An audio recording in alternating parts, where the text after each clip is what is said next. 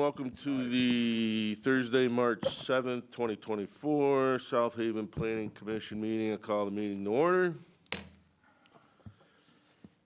Next on the agenda would be the roll call. Luke?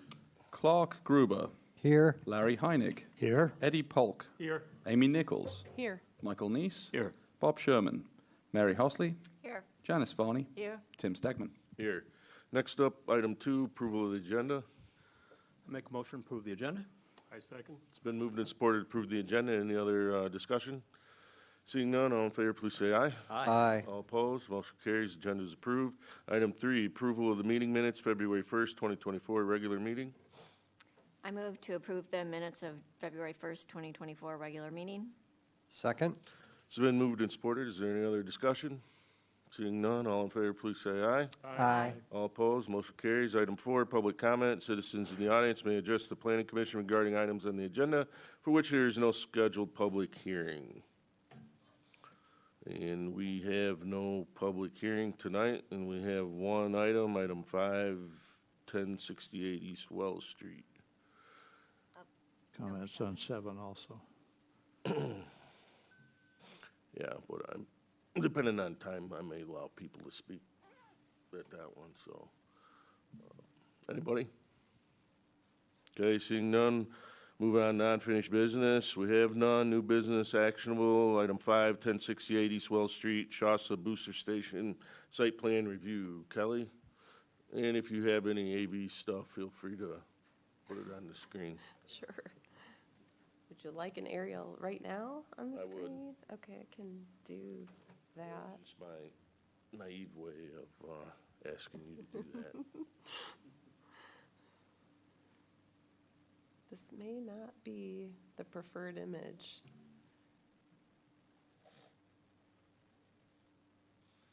Which we can adjust going forward. Okay. Okay.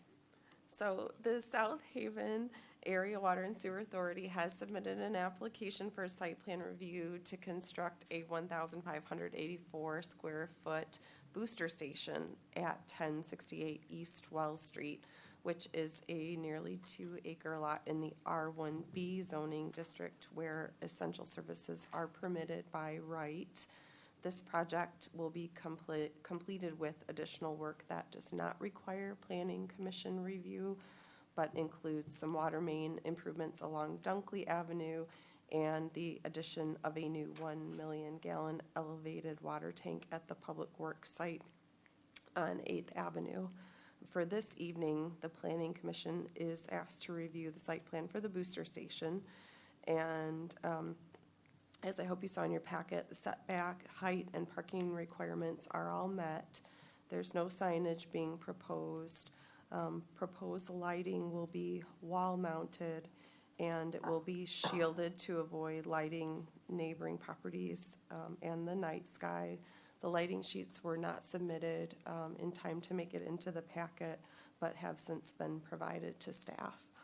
A landscape plan was not submitted, but the site plans indicate that the lawn will be restored and reseeded, and the tree line will be maintained along Blue Star Highway. This is something that you all can feel free to discuss with the project team, who can provide some additional information about their plans for the site. Representing the project here tonight, we have Quentin Clark, who is the city's water, sewer, and street superintendent, and Colin McCorkle of Fishback. They will be able to give you more details about the project and answer any questions that you may have. Okay, thank you, Kelly. Anybody have questions for Kelly right now? Okay, seeing none. Quentin, Colin, either one or both?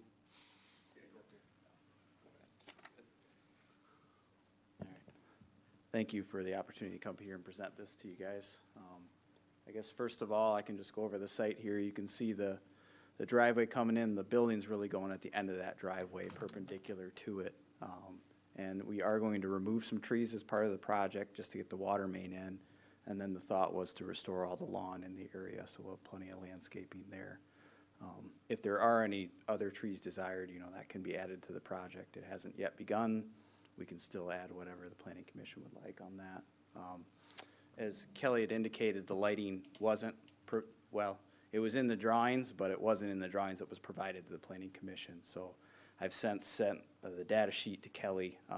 It is a downward-facing light, and it's fully cut off, and that has been the plan all along, so we'll comply with that. Let me see. You have that PDF? I can kind of, I do, Mr. Chairman, if you don't mind switching Sure. the view, I can do that momentarily. so I took the time to review the Planning Commission's review and just kind of went through our drawings and kind of annotated them and just tried to address everything that you guys were looking for, including the light, including the landscaping and all that things. And then provided a PDF to Kelly here, so. All right, you can see that's the light that's proposed there. If you kind of look down and to the left there, you can see it's kind of got the flat and the light goes straight down. So we won't be illuminating the light sky and we won't be disturbing any neighbors. So that was one of the things. I don't know if you can just start scrolling through them. Yeah, just keep going and then we'll hit the next one. Yeah, there's a lot of information on that. Yep. All right.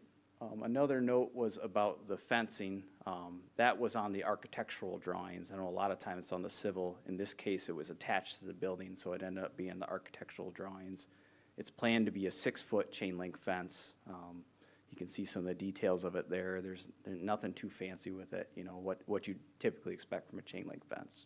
And that's just to keep people from accessing the generator and keeping that protected from, you know, anybody who wants to come in or any critters that want to get in there. So,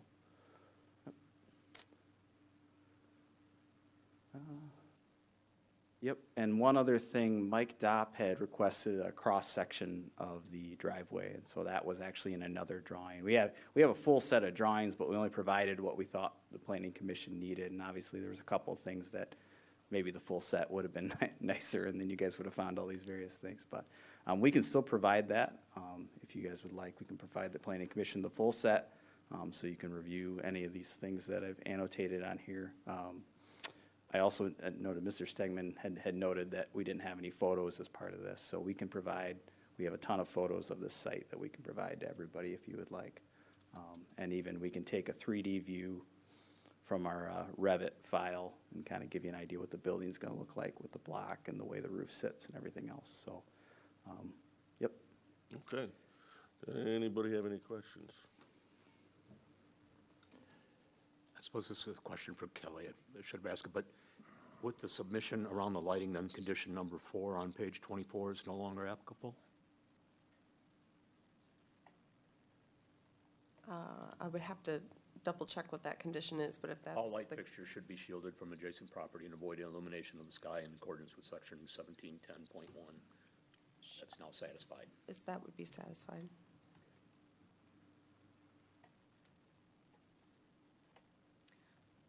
I just have a general comment. So I had reached out to Chief Hintz because I know that Shays does some training back in there, and Yep. and I know he's been involved and was supportive. So thank you for that proactive Yeah. step. No, definitely. And we actually took steps. We're going to match the block of the police station so that it all, from the road, when you see both, it'll all match, you know. So we've been working with those folks throughout, so. So the chief said it would be possible to still have all that equipment back there? Yes, it should be. I mean, really, we're only taking just around the back of that access road, so I don't think there's really much happening back there right now.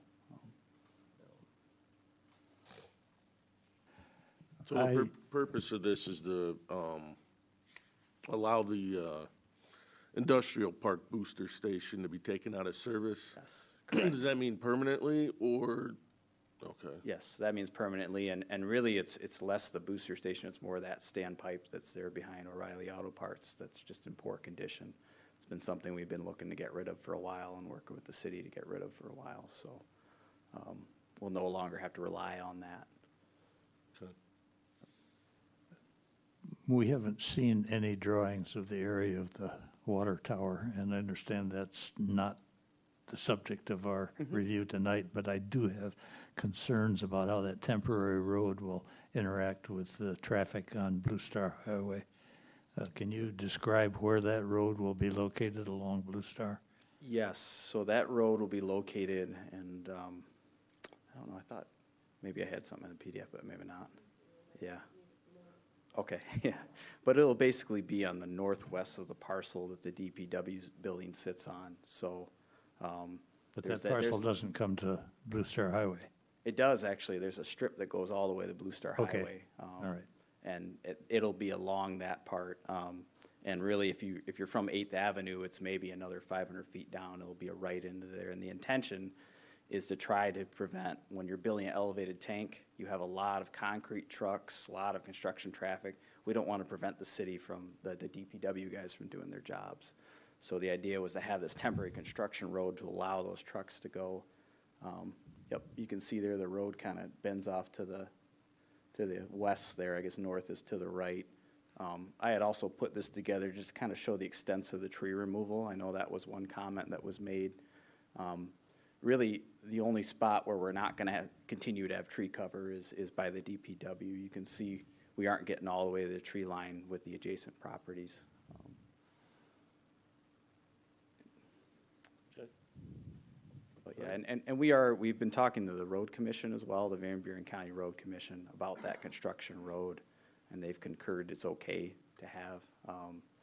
So, they've looked at that traffic-wise and seen it as a good idea, basically. They said they didn't want people using that 8th Avenue entrance too much with large equipment. Good. Anything else? No? All right, thanks for your time. Thank you. If there's any further discussion, now's the time. If not, I'll entertain a motion. If you're going off of pages 23 and 24. 23 and 24, most likely it'd be with items 1 through 3 and 5 through 7, excluding item 4, as that covered the lights, as Mike had noted earlier. And then any additional items you may have. I'll make a motion to approve the site plan as offered, dependent upon completion of the conditions 1, 2, and 3, and 5, 6, and 7 in the staff report. I wanted to make an amendment to the motion. Okay, well, I'll wait. wait if it's supported. Is there support? Support. It's been moved and supported. Further discussion. I'm wondering about just adding item 8, which would be the driveway drawings provided to the city attorney for final approval. That's something that DOP was looking for. We'll make a motion to amend and add item 8. As I make a motion to add item 8, that the driveway drawings be reviewed and approved by city engineer. Support. It's been moved and supported to add item 8. Any other discussion? Seeing none, all in favor, please say aye. Aye. All opposed? Motion, or item 8 is added to the original motion. Is there any other discussion on the motion as amended? Seeing none, all in favor, please say aye. Aye. Aye. All opposed, motion carries. Item 5 is approved. Item 6, public comment. Citizens in the audience may address the planning commission regarding items not on the agenda. Anybody have anything for items that are not on the agenda tonight? Okay, seeing none, we'll move on to unfinished business. None. New business, item 7, 2024 master plan update project kickoff. Kelly. Thank you. As you're all aware, the Michigan Planning Enabling Act requires communities to review their master plans every 5 years, and the city of South Haven applied for and received a coastal management grant to update the city's master plan with a resilient coastal community lens. And as a reminder, our master plan is our long-term strategic plan that establishes goals and objectives for land use in the city for at least the next 5 years. And while we'll keep a coastal focus during this update, it's also an opportunity to refine any goals and objectives or other plan elements that are necessary for other important community initiatives like housing. And it's important to ensure these elements are master planned before including them in the zoning ordinance. And with that, I would like to turn things over to Marcy Hamilton, who is Deputy Director and Senior Planner with the Southwest Michigan Planning Commission. Marcy and her team will be leading us through the master plan update process, and they're here tonight to introduce themselves and to get us started with the planning update process. All right, thanks, Kelly. Thanks for having us tonight. We're really excited to work with the city on your master plan. As said, I'm with the commission, been there for over 25 years. I'm actually, I know, right? I started when I was 5, so, that's how that works. I actually used to live in the South Haven community and South Haven Township until recently I moved down to St. Joe. So very familiar with the community and excited to work here. I recognize a lot of you here too tonight from the years that I've been around town and stuff. So like I said, it's a pleasure to be engaged with you guys and work on this. I brought a couple of people from our team, Becca Schrag and Zane Eldrick. They'll be helping us on this plan update. And Zane, you want to hand out, we just brought a one-page handout. Tonight was going to be quick and just go over kind of the main points as kind of the kickoff, because I know you guys have a lot of work to do after we're done with the zoning ordinance where the rubber hits the road from the master plan. And so I know you guys have important work to do. So like I said, just here to introduce ourselves. And what we just passed out is just a one-page overview of the project that we're kicking off tonight. As Kelly mentioned, we are going to use this Coastal Zone Management Grant as the funding for this plan. So we want to make sure we address coastal resilience. And, we've been looking at all the, studies and this chapter on that was prepared for you guys in Casco Township, incorporating that into the master plan.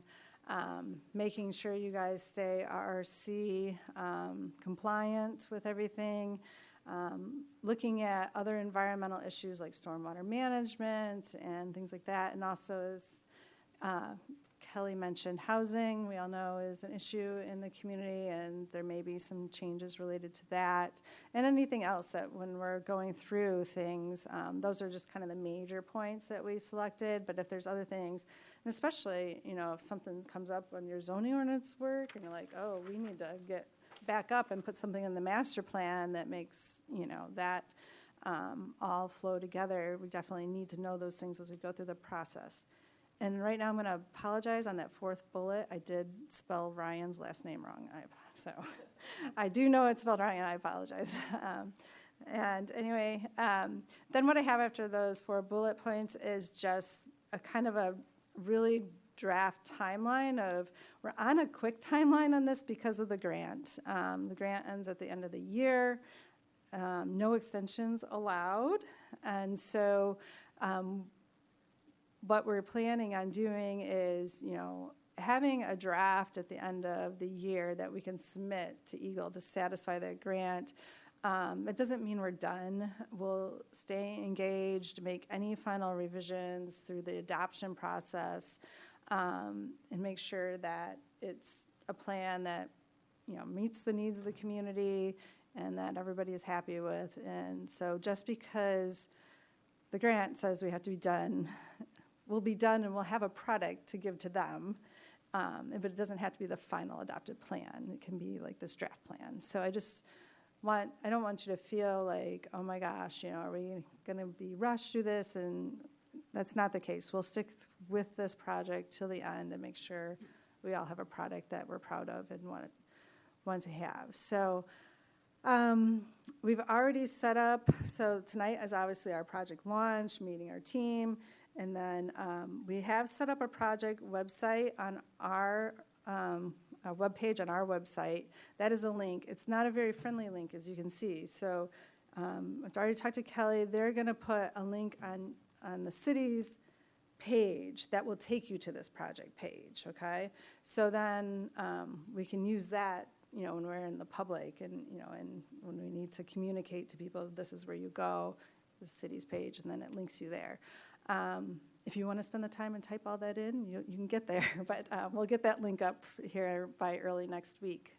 And we're going to keep all the draft documents there. Everything will be kept there so you can go there and see all that. It is also available to the public to see too, so it's another communication tool that we'll have as we move through the process. We're already assembling data and plans and reviewing those. Our GIS person, who's part of our team, is not here. Jill is starting to work on mapping for the master plan. We hope to have draft maps for you at the April meeting. Zane has already worked on updating demographics. We're actually hoping to get that to Kelly next week to distribute to you guys so you could look at that before the April meeting, and come back with any comments for us. At the April meeting, we hope to spend some time talking about issues and opportunities and also start talking about a survey. There's for the public input and the scope of work, there's plans for a survey and also kind of an open house event that we'd like to hold this summer. And so we want to get that survey done and out in early, I'd say by the end of May at the latest is the goal on that.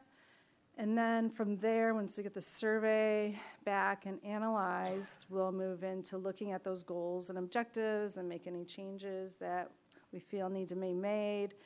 And then we move into looking at the future land use map, see if there's reason to make changes to any of the categories, changes on the map itself of where the categories are located.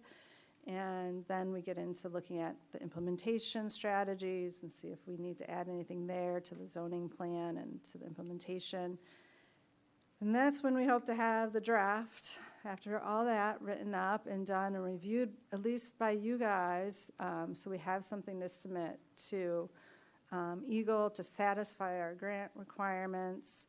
And then we'll move into another public comment period. The adoption process takes at least 90 days, so that's minimum. So there's no way we're having it all adopted by December 31st. That's not really possible at all. So it'll be into the spring, maybe even late spring, that we would get the plan actually adopted.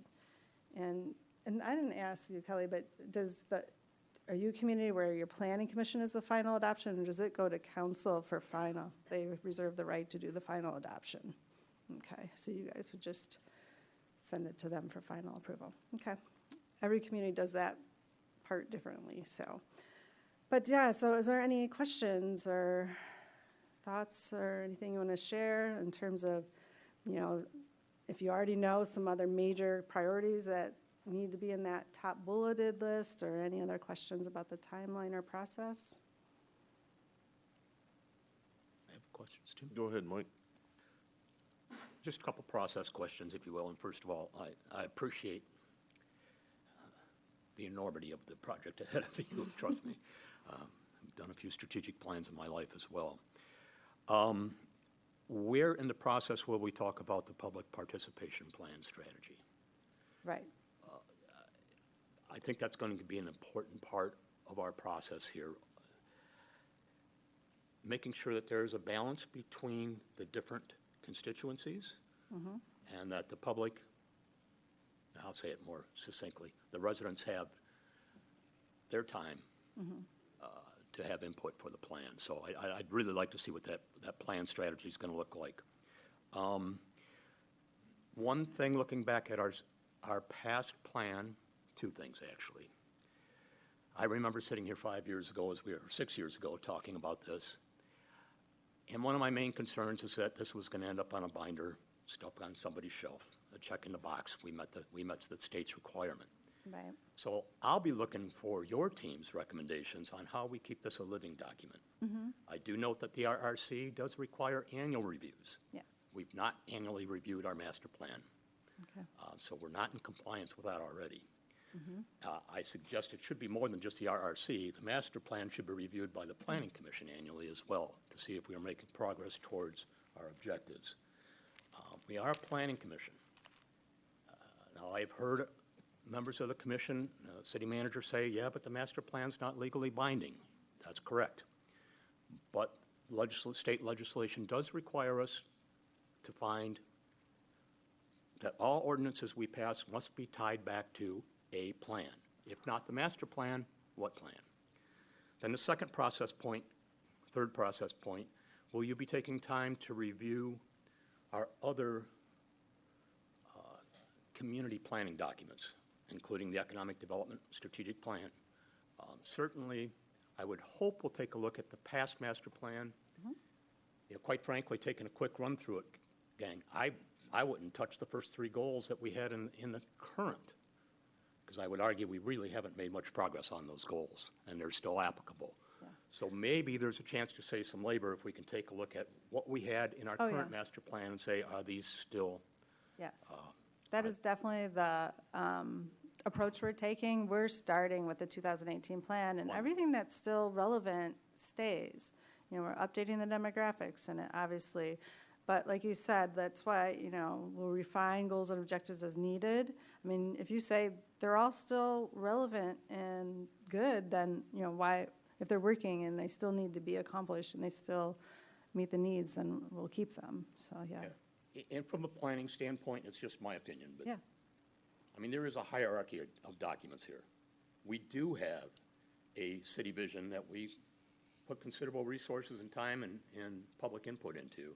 To me, you start with the vision. That's where we intend to go.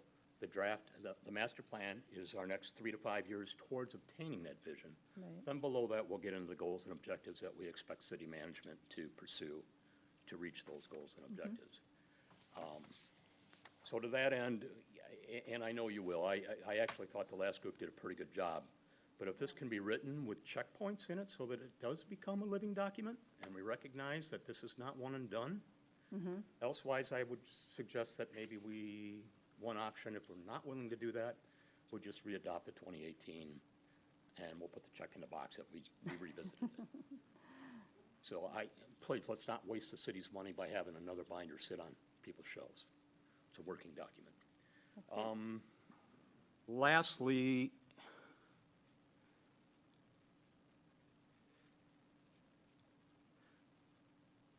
I think that's good. Again, the alignment with other documents is, oh, no. One other on the public participation plan strategy, just an innovative thing to think about. There's one group we didn't talk to, and that's our youth. I would love to have, and matter of fact, we've got a couple city council people that are teachers in the high school. I would love to get a group of juniors and seniors together and do a focus group. They're inheriting this community. What do you want it to look like? One of the things we know in our demographics is we're having a hell of a time attracting young families, young professionals. We're a very old community. We need to talk to those people and say, why aren't you moving here? What's holding you back from moving here, and how do we address that in the master plan? Because I think we all agree we can't live with a demographic that says we're going to be a city of 60-year-old people and hope that it works out. So. Those are all great points. Thank you. We will see if we have the resources to do that. Engaging youth is always, it depends on the community. Sometimes it can be easily, sometimes it can be a real challenge depending on your partners and stuff, but we'll definitely give it a shot and see what we can do. I appreciate that a lot. Thank you. But yes, you're right on track. We're definitely starting with the 2018 plan as the base document that we're updating and incorporating new information into. Kelly has started to give us documents to review, and if there's something else that you think is relevant, just definitely, let Kelly know. She can pass it on to us, and we'll definitely make sure we're looking at all the right stuff. And if something comes up along the way that, we missed in this first part, that's an ongoing thing. I guess there was one other question. If you could help us understand the relationship of the RRC master plan and the city's master plan? Are they one and the same? I have not seen the RRC plan, so it's a separate plan. Yeah, Okay. I don't was have drawing that. my conclusions based on what the MEDC published on the updates for the RRC master plan. Oh, just those are the guidelines for, Right. yeah. Oh, yeah, they're not. Oh, okay. I thought you not were required. saying that there was a separate city RRC plan. Okay, sorry, I misunderstood you. Yes. Understanding is this should be incorporated in our master Yes, plan. yes. And I think a lot of the things in there are already in your master plan. I think you're doing a really good job already, so yeah, absolutely. In all the master plans we do, we make sure we are RRC compliant, and that's never been an issue, so yeah, for sure. Yeah, and again, it wasn't about the actual document, which is gonna be your guys' job to help us produce, but the implementation of the plan. I do repeat Yeah, my concern that the RRC, or that we have not reviewed for the annually annual, yes. on the master plan as the RRC requires. Yeah, and really, that, really that should, say come December, that should be an action item on your agendas, let's go through, at least the implementation part of the plan and, what have we accomplished and what's left. And some communities actually go to the part where they actually, the planning commission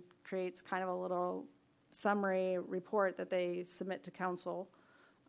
So then they said, we as your planning commission, here's our progress on the master plan, here's what's been accomplished, here's what needs to be done, here's what we think the priorities are, because, they can change, we may think today that this is a priority, but for some circumstance, something else has become more a priority, so the planning commission could communicate that to the council in a report annually, so that's how some communities deal with that, so yeah, it's a great idea. My hope is that a master plan, in light of that, limits the flavor of the day approach to running government. I mean, I really want us to start planning and not problem solving as a planning commission. And I think to do that, we need a proper long-term development plan that's reviewed regularly to make sure we're making progress. Yeah, that's a great point. I think it'll always kind of be a little bit of both, just because some things come up that you can't plan for, but overall, you want to be as prepared as you can. Note taken, absolutely. All right, And any the other- other commissioner have a question? No? All right, thank you, Marcy. I was just going to supplement what he said, so it's not just why people are not moving here, but it's why people are leaving here is another issue, because we have families leaving. And what can we do to prevent that from happening? For the coastal resilience, I am looking forward to guidance. We don't have anything really to protect our coast from development, and I think the opinions of what we do and don't do along the coast have changed. So I'm looking for things that are environmentally sensitive and actually does prevent continued degradation. Very good, absolutely. We're working with a lot of communities on the coastal issues, and it's, becoming ever more important with the lake level changes we've seen, and, we need to do a better job moving forward, so we're definitely gonna focus on that. Thank you. Anything All right. else? Yeah, just come to think of it, you did a presentation, I don't know, 15 years ago, maybe? It was a map of Michigan showing what was impervious, all the paved areas. Yep. Do you still have that in your files, I don't know, but it might be, we can create one for South Haven, though. I just think it'd be interesting to show everybody what, Yeah. because Michigan was a giant swamp at one time. Yeah, so, Yeah, we have access to a lot of cool mapping visuals. I think you'll find very interesting that we can pull into the plan in terms of, what used to be wetland, pre-settlement wetlands, what's left. That might be kind of what you're talking about too, is like, It was a Pipestone Creek project is one that came up. You're taking or the Pawpaw mall, River. the mall maybe. parking and Oh, Ox Creek. Ox Creek. Yep. Well, whenever that was. It was a while ago, Tim. Good memory. Well, if you Lot thought of- it was 15 years ago, she was only 15. That's Do the math, right? Exactly. So, but yeah, we'll bring a lot of those maps into this plan for you, for your area, focusing on that. And so you can kind of get a sense of where you've been and where you're at and what the impacts of that are and how we want to think about developing in the future to make sure that we're doing things in the best way possible to protect our water resources, protect Lake Michigan, and all the other important things around the community. So, yeah, look forward to that. All right, well, thank you. Thank you, guys. Appreciate it. All right. Staff comments.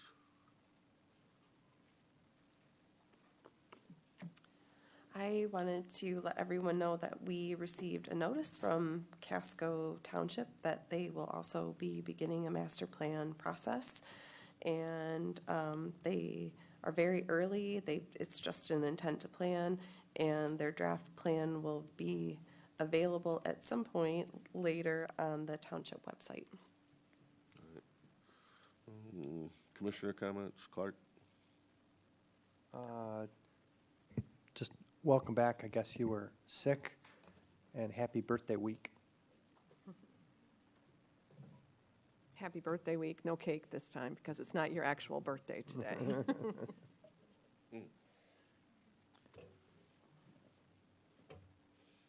Happy birthday. We're on a roll. Mike? I've already wished you a happy birthday, but I'll do it again. Thanks again for the preparation of the packet. Especially on the site plan was really, really well done, really easy to understand.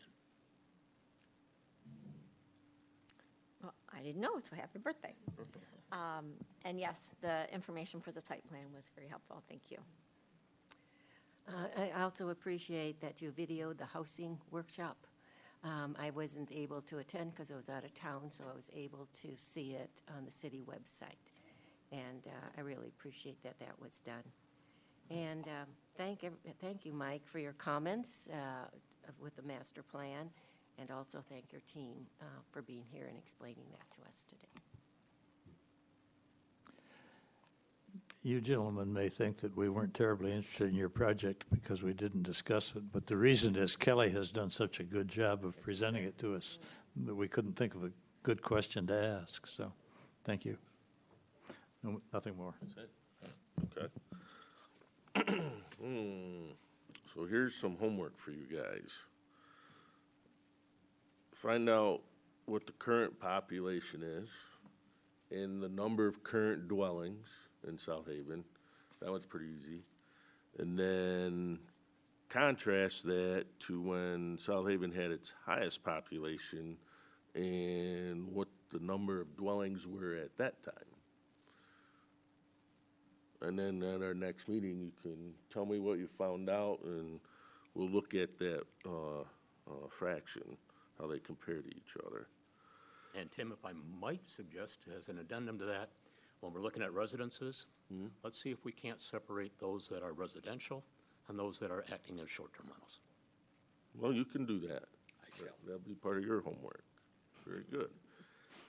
All right, with that, the next thing, housing's talked about an awful lot. But what I don't hear discussed when it comes to us approving new housing, for example, is with Shawsa now, what's our water capacity, what's our sewer capacity?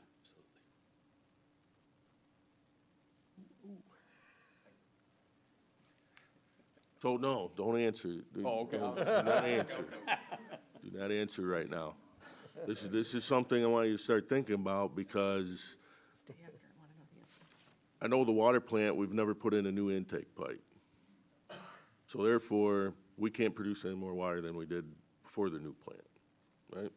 At some point, there's got to be a number that says you can't build anymore until these steps X, Y, and Z are done. We had the wastewater treatment plant supervisor here. You know the story there. And I mention this because city council is going into priority setting, and these are the types of priorities that need to be top on the list, not some of these other things I've been hearing. So that's my message for tonight, and it's a serious one. Okay. So now I'll entertain a motion to adjourn and I guess go into a workshop. If I may, just, so the priority setting is Monday at 6:30 at North Shore Marina. And you're the council liaison, and you can liaise.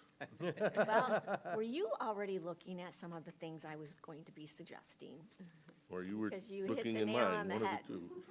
Hit the nail on the head, so. All right. So with that, I'll entertain a motion to adjourn, and Ed, that will be going into a workshop. I'll make a motion to adjourn And Support. and go into a workshop that's open to the public. that is open to the public. Support. Been moved and supported to adjourn and move into a public workshop. Any other discussion? Seeing none, all in favor, please say aye. Aye. All opposed, motion carries. The meeting's adjourned. And then now I'll open the public workshop. Kelly? Thanks, guys. Have a good night.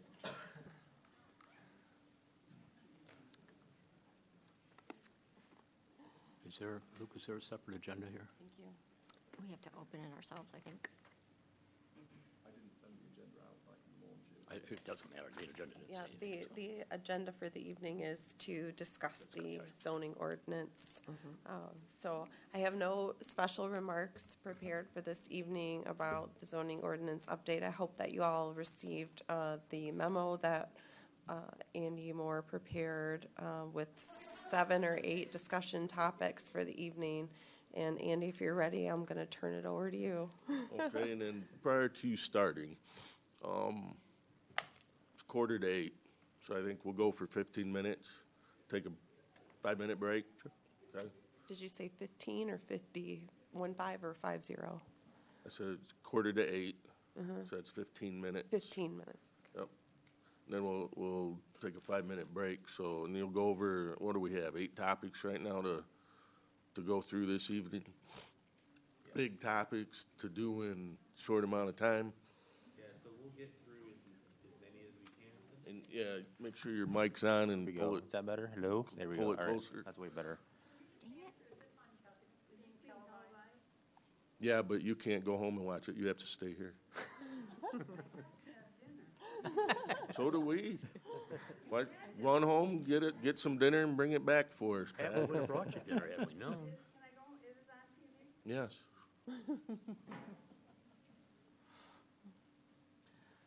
Okay. All right, thank you, Mr. Floor is Chairman. yours now. Thank you.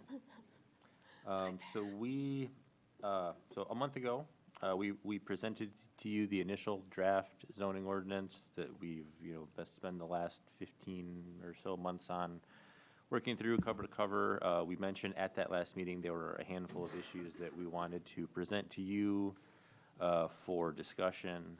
There's a bunch of things that as the committee kind of worked through the process, we decided that these were topics that needed, a thorough discussion by the planning commission. So we put those in the memo that we delivered to you dated February 26th. And so our goal tonight is to get through at least as many of these as we can, and kind of come to some kind of consensus amongst the planning commission in terms of where we should go. So we kind of took it from what we see as probably the biggest issues and sort of working our way down. Not to say that the things at the end of the list are unimportant, but as we, as I've listened and I've been working next to Brad for the last several years, and reviewing comments and listening to everything that everyone's had to say during this process, we've sort of identified these as major issues. So Well, what I would like to do is kind of open up the conversation by talking about probably everyone's favorite topic, building height, and how we go about measuring that, how we set and kind of what you feel is an appropriate maximum height, how we come up with that calculation.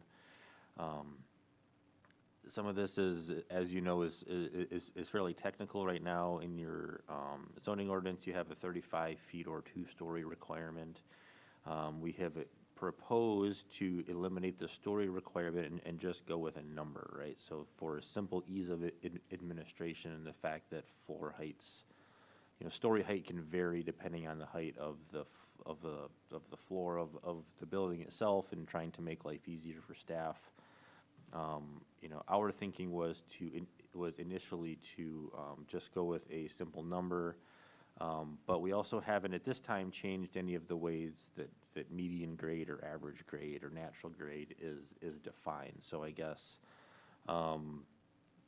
my thinking is that I'd like to open it up for kind of planning commission discussion and get some direction from you on how you want us to tackle this item. I know this was a subject of a lengthy process where you reviewed and drafted a zoning amendment for this, I think about a year ago, give or take, and to my knowledge, that was not adopted. So I guess I'd like to reopen this topic for discussion and get some direction from the planning commission on it.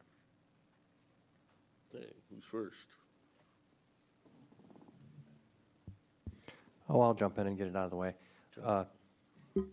I'm really good with the 35 feet. Whether it's 1 story, 3 stories, 35 just seems easy.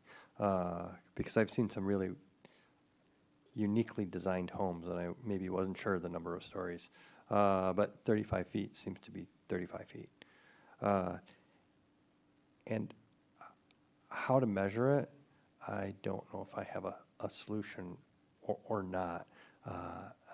Building is still going up home next to me now, and a lot of residents will take photos and call the city, and they stop and go a lot. And height was one of the interesting ones to look at, and I knew that it took quite a bit of work to figure that out. So I think if there's some way to make good input from the professionals on how to make that happen, would be wonderful. And I don't know if I have a solution for that. So, but I do like the 35 feet. Well, I'll add, we talked about this before, and we mentioned curb heights, and such as when you call the surveyor to come in and stake out where your house is gonna go, right? They have to take their benchmarks from somewhere. And also, we still do have a few places without any curbs, which makes it tougher. Manhole covers. Those are both really good points. Points of concern as well. We have to have a standard way to measure. I don't know. If any of you have seen the house that went up overnight, literally overnight, on the 400 block of Erie. They brought it in. It's 3 stories. Van Buren? Erie. Van Buren. Van Buren, yeah, excuse me. Van Buren, the 400 block of Van Buren, and literally, and it's one of those that if you look at the front, it probably measures 35, but if you peek around back, there's another 10, 12 feet. So depending upon where we measure, it's either in compliance or it's not. My question is just a practical one, and I don't have any problem with what I'm hearing here, but explain to me the difficulty, or why this is making simpler for staff to eliminate the 2-story. Can't they count stories?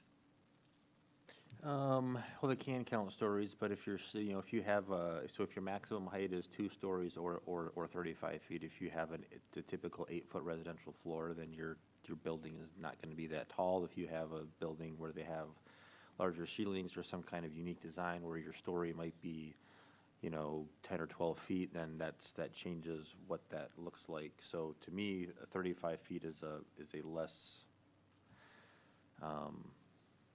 it's a less qualitative sounding number to me, I guess. 35 feet, we know what that means, and if we have a good way of determining what we're measuring that from, we know we're measuring to the highest point of the roof.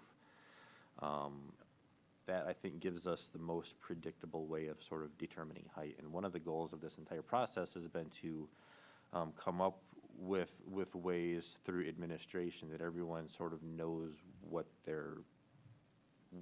they can do without having to come in and try to interpret with staff or go to the ZBA or, you know, argue with everybody about, well, what if I do this, or what if I add this, or what if I modify this, and what can I do? We've been trying to sort of clarify and make this as clean and simple as we can, and so to us, having just a number, and I'm not overly particular if it's 35 feet or 30 feet or whatever number you feel is appropriate, that's your decision. But from a practical standpoint, to me, just having the foot number in there, not worrying so much about stories is simpler from an administrative and kind of practical standpoint.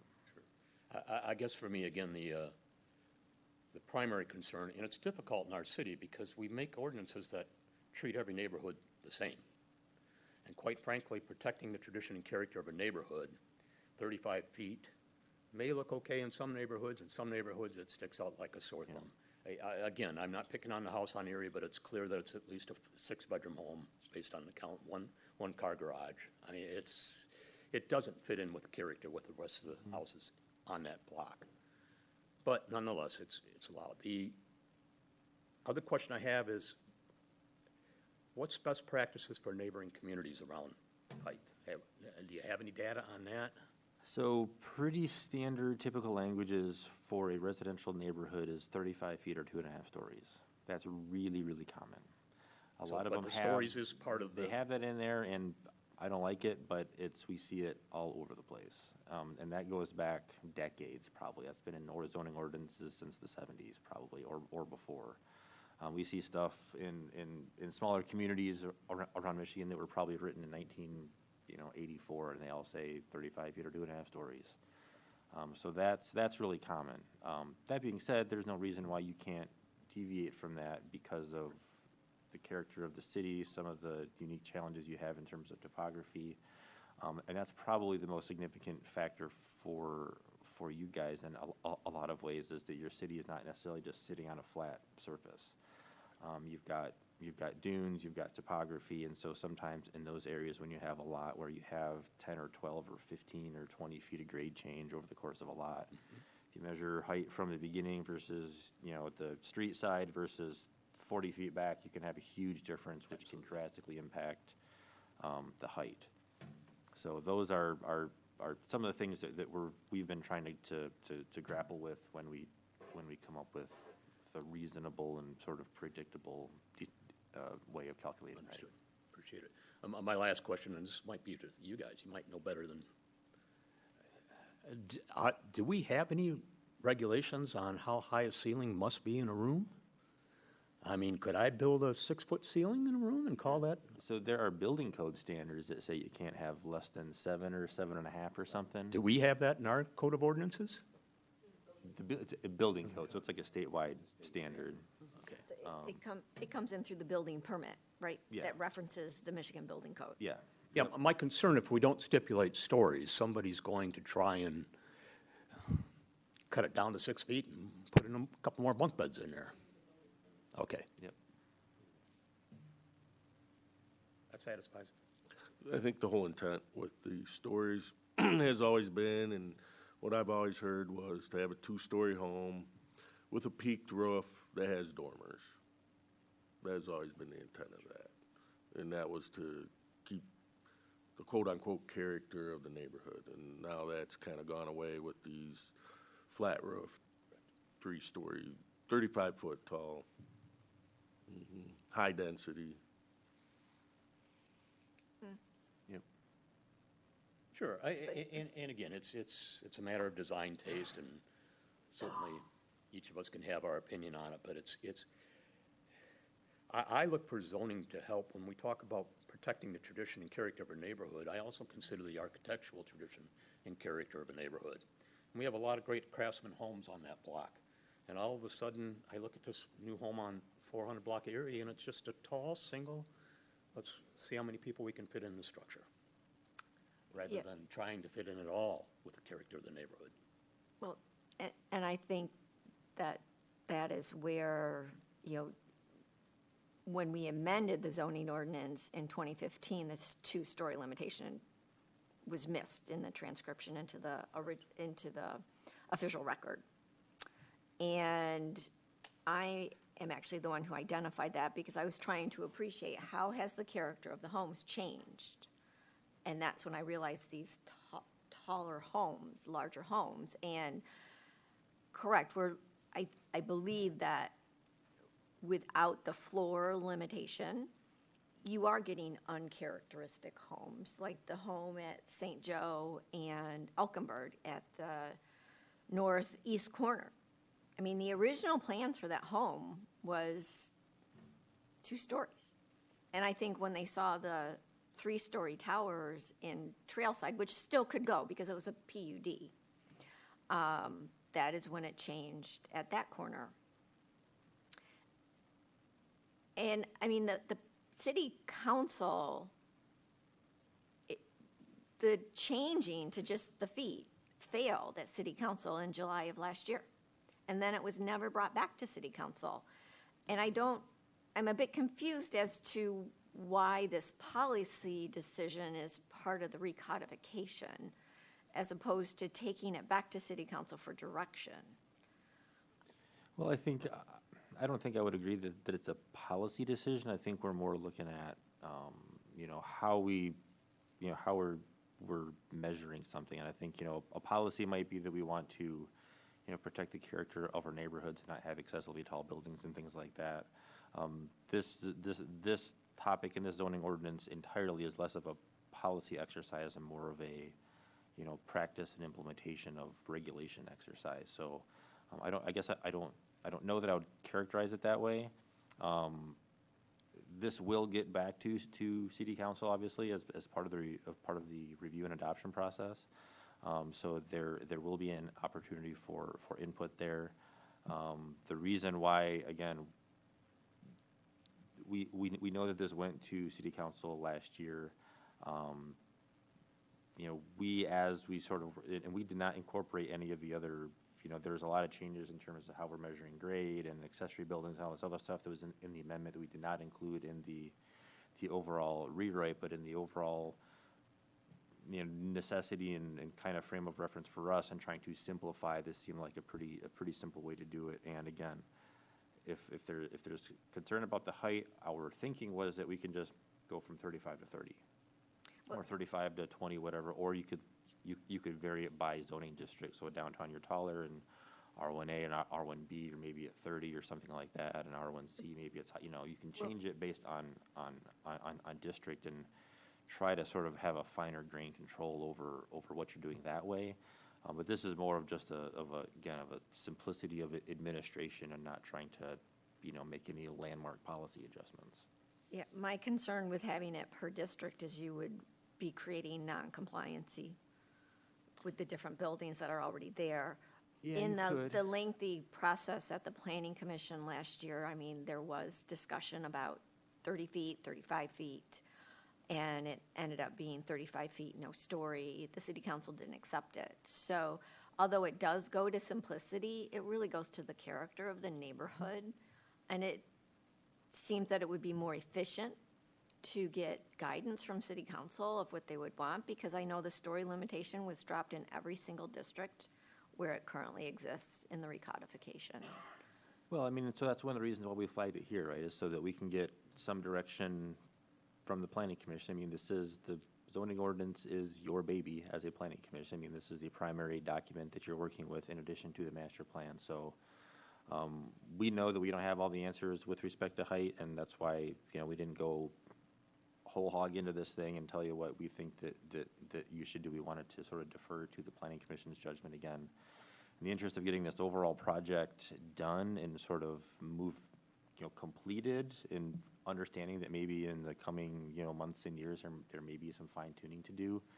I think that for some of these things, the planning commission should come to a recommendation, come to some kind of a consensus here on how we want to deal with height. We can put it in here. Council obviously is going to be free to adjust it in any way they see fit when it gets to that point, following the public hearing in a few months, hopefully. And then, you know, that can be sort of further discussion, or if it needs to be revisited down the line, that's another thing that could happen, but. So right now, what would your question be for height? What's the number one question? So the number one question is, for me, would be, do you want to maintain the current language where we're measuring height from in terms of what our natural grade is and average grade is and all that, which we have not deviated from in the draft? And then, do we want to keep in the 2 stories and 35 feet? Or do you want to just go to Okay, let's just a stick with number, so the let's stick the with that. first one, which is where the height is calculated from. How many are in favor of the current one? Let's just do a show of hands, since this is a workshop. Define the current one. Yeah. Yeah. So current What do you grade right just now, read? you're talking about measuring from the, you're measuring from a line that's 5 feet from the exterior of the foundation. In which direction? So that's your, well, in all directions. So this reads so for finished grade, it's the lowest point of elevation of the exterior wall of the structure in a line 5 feet from the exterior wall. So it takes the lowest point within 5 feet, and that's your starting point, and then you measure up.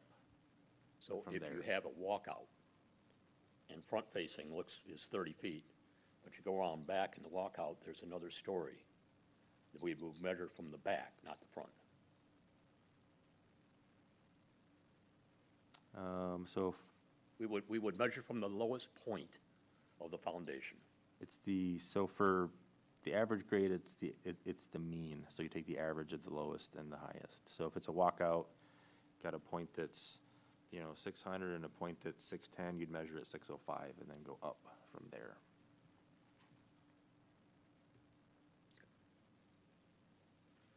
Everybody clear on how the current calculation's made? Okay. So But for the average, so you just average the lowest and the highest, you don't take an average mean across the topography of the, Right. So the current definition is lowest to highest, and you just split it in half, basically. And again, we're trying to keep this simple. So I've seen some ordinances that have a more complex measurement of doing that. I think in Grand Haven, they have a more complicated way of doing it, and it's been difficult for staff at times to figure that out in the dunes. And again, I just need to express my opinion. I appreciate we need to be mindful of staff labor and staff, but if the staff need help, we need to hire more staff. We should not design our ordinances around ease of an administration with our current staffing levels. It's also, Michael, helpful to the developers or builders or property That I owners agree with. to have it simplified. I want it simplified and understandable. Yeah. I think if you look at the more complicated ones, they probably don't amount to more than just a few feet. And to go to a complicated way that's going to confuse the population and the staff for a few feet, it's just not worth getting really sophisticated. Let's just keep it simple. And a really important point that I cannot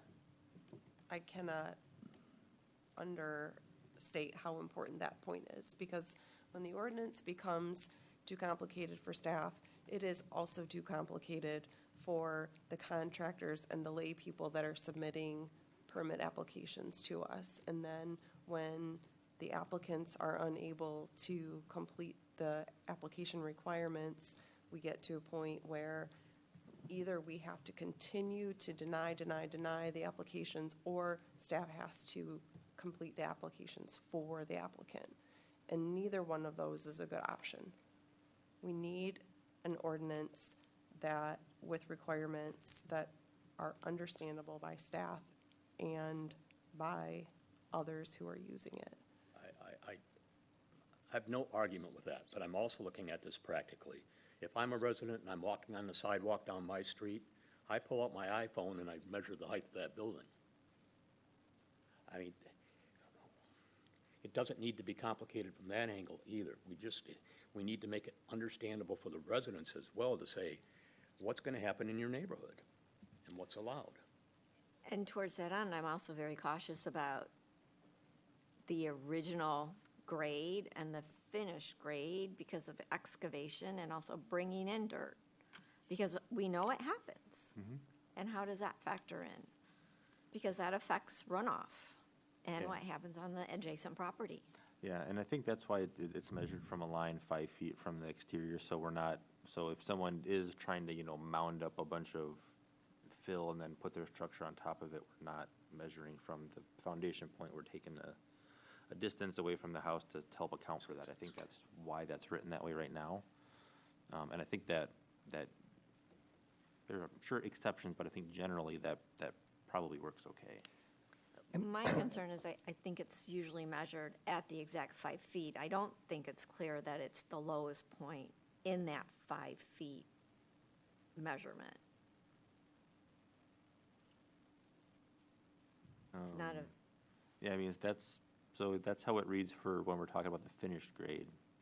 Lowest point of elevation between the exterior wall and a line 5 feet from that wall. I think one of the issues that Mike had brought up that sometimes happens when we have these large deltas. The small and large is suddenly 12 or 14 feet because of a drop-off. It suddenly can potentially boost the view, if the view is from the front, up 5 feet.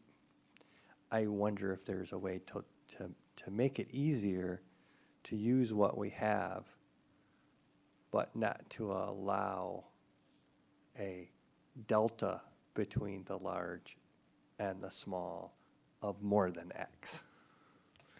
You know what I mean? So we do have variability between the higher elevation and the lower elevation, but we won't let the lower and the higher be that much different.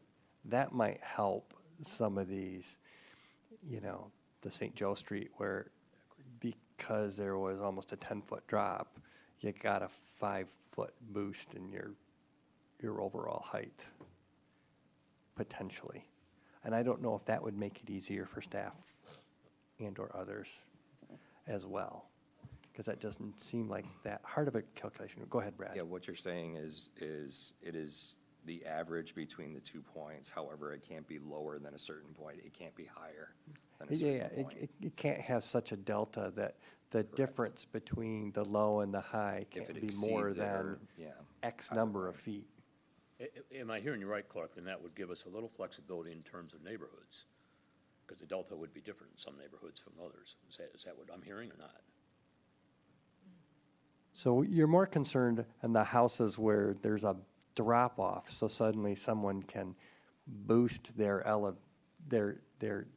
lower number. All I'm saying is, if we just look at that to say you can't have that great of a delta between the high and the low, I see what you're saying. that actually brings the elevation down. I got you. We still get 35 feet from somewhere. It's just that, if you've got a larger delta and the high part typically is the front of the home and typically the low part is somewhere else, it gives the ability to have a larger looking home because they get more feet. It's just a math thing. So all I'm saying is, if we looked at not allowing a delta between the high and the low of greater than X, I think that's what we're looking at, because that's the only big reason that we have an issue, I think, with this current, is when there's large differences, which just boosts the number. Are you trying to eliminate like the basements in the back of the house that is a finished basement? Would that be considered a story? Is that considered a story? If it's a finished basement? Walkout, yeah. is a Then walkout. wouldn't the stories eliminate that? Because wouldn't that, still be 2 stories on the front and the third story would be the walkout? But what's being proposed takes away the stories. Okay, so if we left the stories in, was my point. If we left that in, that's a whole lot easier to understand than the delta, because you lost me when you said delta, sorry.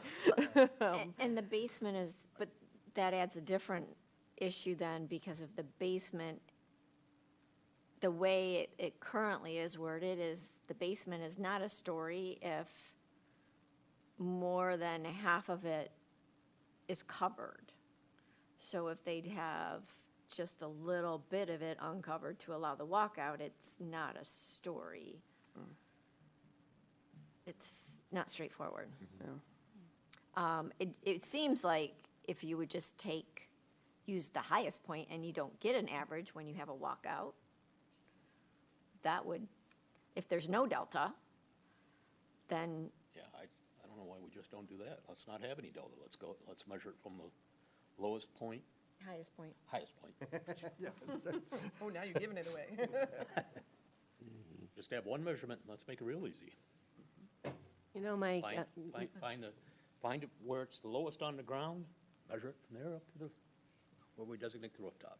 Mike, you were talking about the new home, I think it was on Van Buren. Yes, and I understand that some of that soil was removed on the creek, yes, on the drain side. And so when you start measuring and you removed a lot of that soil because there was some contamination in it, and then you bring in the fill, how much do you fill in? And that's where you see that lower level is on that side.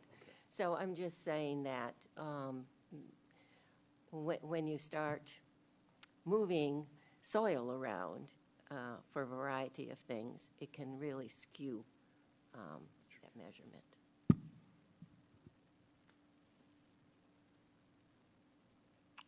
All right, let's take our break now, and we'll come back and finish this one up and see if we can move on.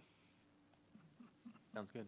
All right, 5-minute break, starting now, 8:11. Thank you, Chairman. Is this your water or mine?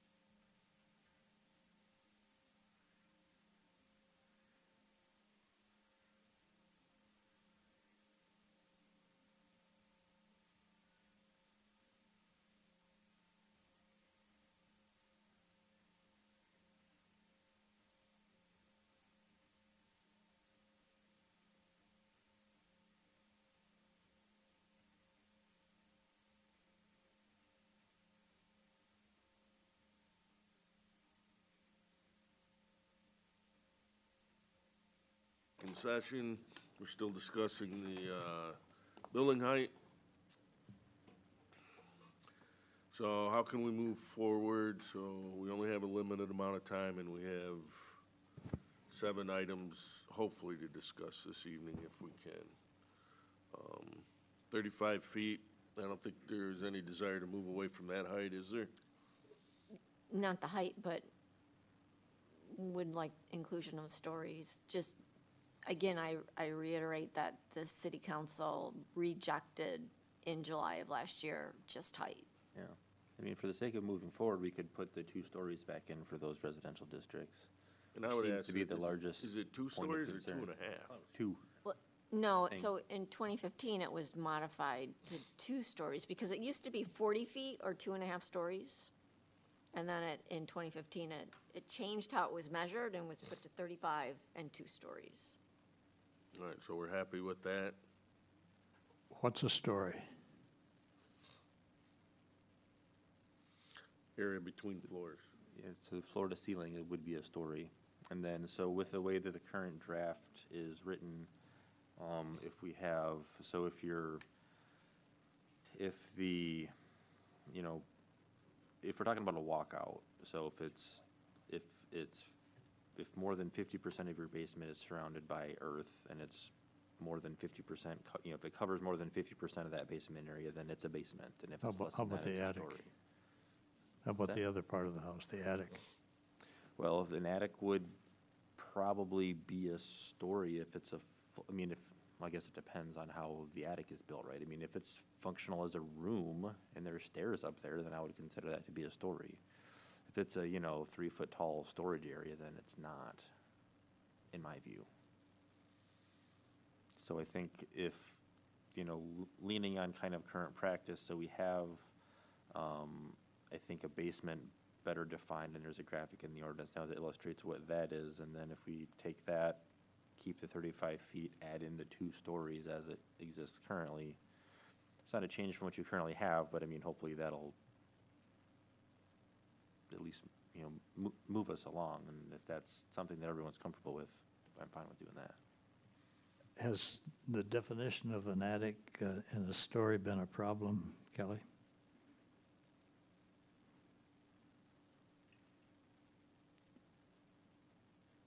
It hasn't been a problem. Recent permits, we haven't seen any requests to develop the attics. I do anticipate it becoming a problem, because I anticipate at some point somebody's going to want to finish off their attic. I remember sitting down one time with the previous zoning administrator and trying to define when an attic could become a story, and it was complicated. My solution was, anyway. Right. I've seen them where if it has at least 200 square feet and under a 7-foot ceiling, Yeah, it's considered livable space if it's finished. So And the then attic the would remainders still be- have to comply with the building code. Yes. It still If have you're an gonna have- 8-foot ceiling. Yeah, if it's gonna be a habitable space, I think the Yeah, that building would be a code is story. 7 feet or something.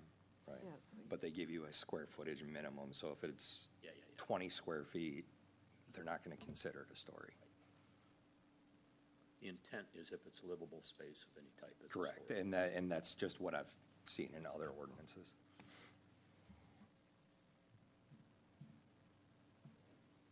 So are we good with 2 stories? Well, and I think that's residential. I think some other areas had 3 stories. I think stories were removed throughout the district codes where they did have them.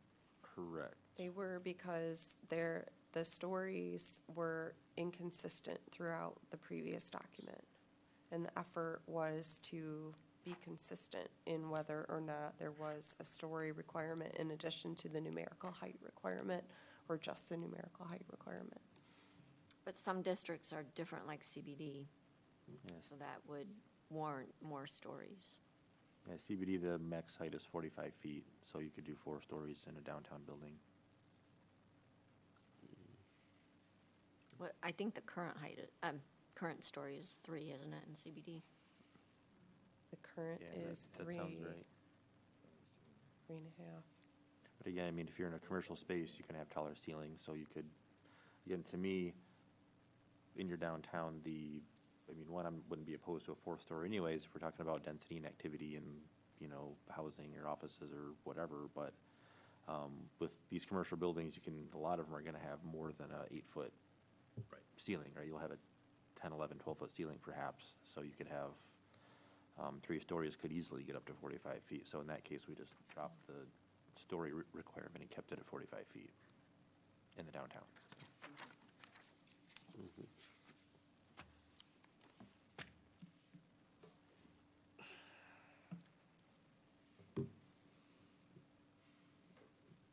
Any thoughts on this one?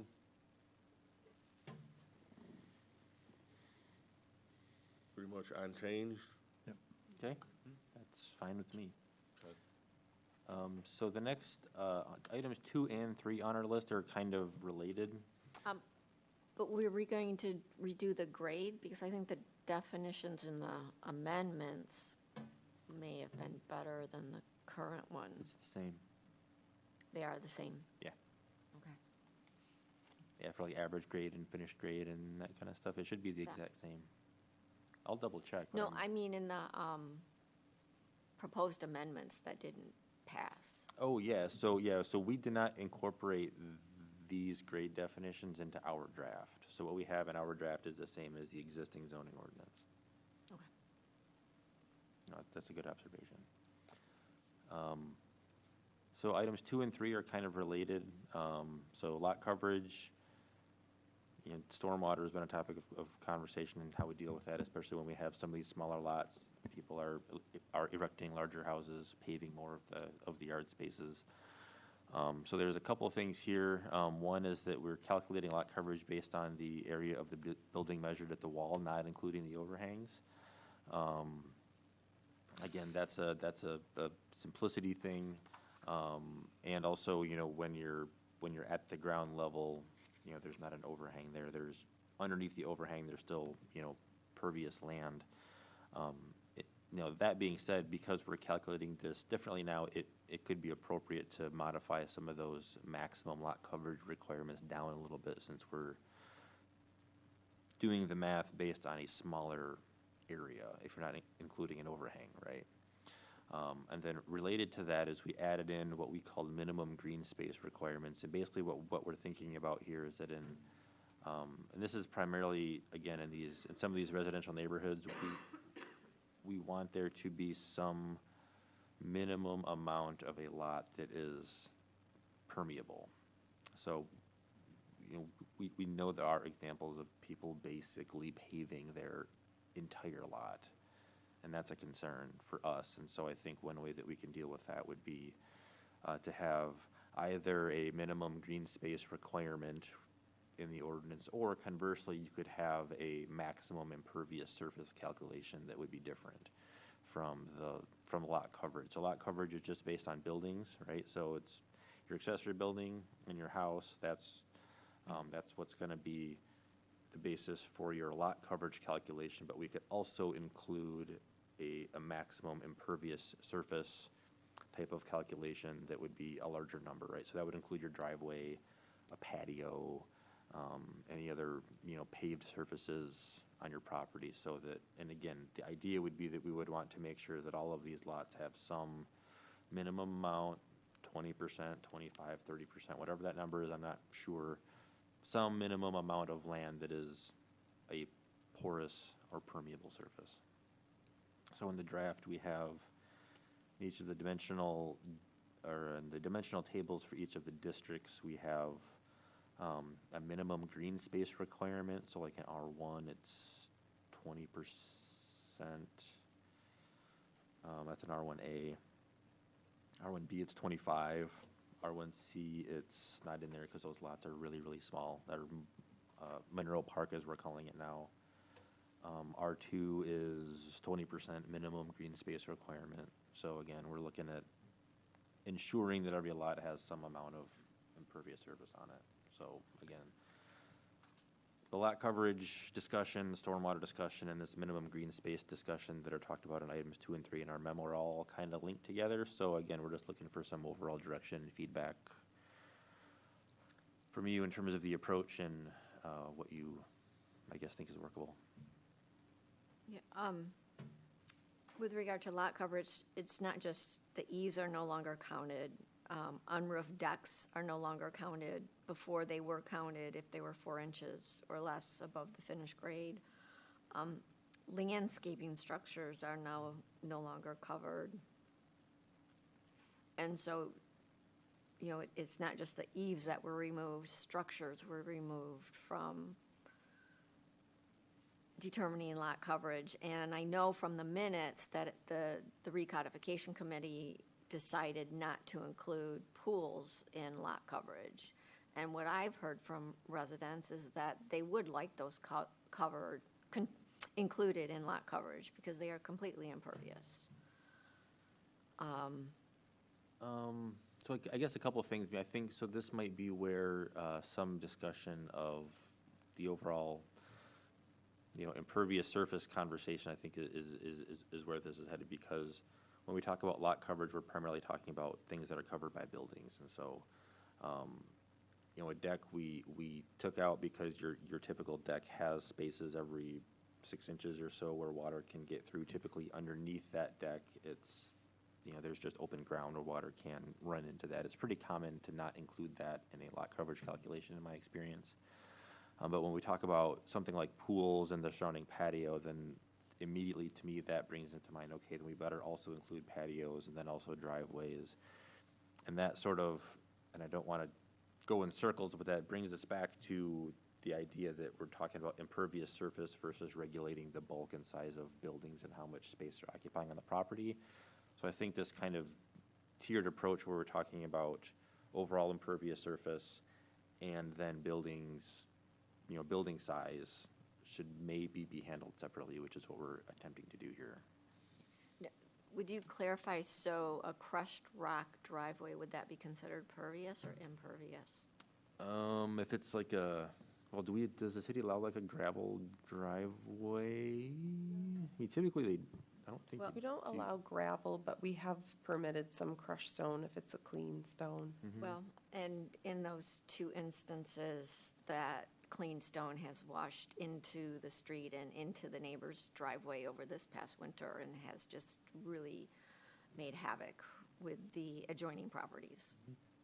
Yeah, so I mean, I would consider, to answer your question, I guess, if someone had a crushed stone driveway, if water can soak into it, then yeah, I would consider that to be a porous or permeable surface. And my concern is they'll go to that versus cement, and it's in the roads, it's going into the rain sewer gutters, it's going into the yards, it's going into the curb lawn. It really is a mess. Yeah, and so maybe then, you know, we could look at not allowing that as a driveway material and just requiring driveways to be asphalt or cement and not allowing Or some kind of a pavers. stone that can be, at least not something like that, right? I mean, so sometimes we'll see, you know, a porous surface that has like a, you know, mat or a net thing on top of it that sort of keeps it from eroding, but it's still pervious, but you don't have stuff washing off the site. Because I would agree, Well- you know, one of the issues with gravel driveways and stuff is that it washes out into the street or into the storm sewer, and that's a problem. So I think there might be a way that we can deal with that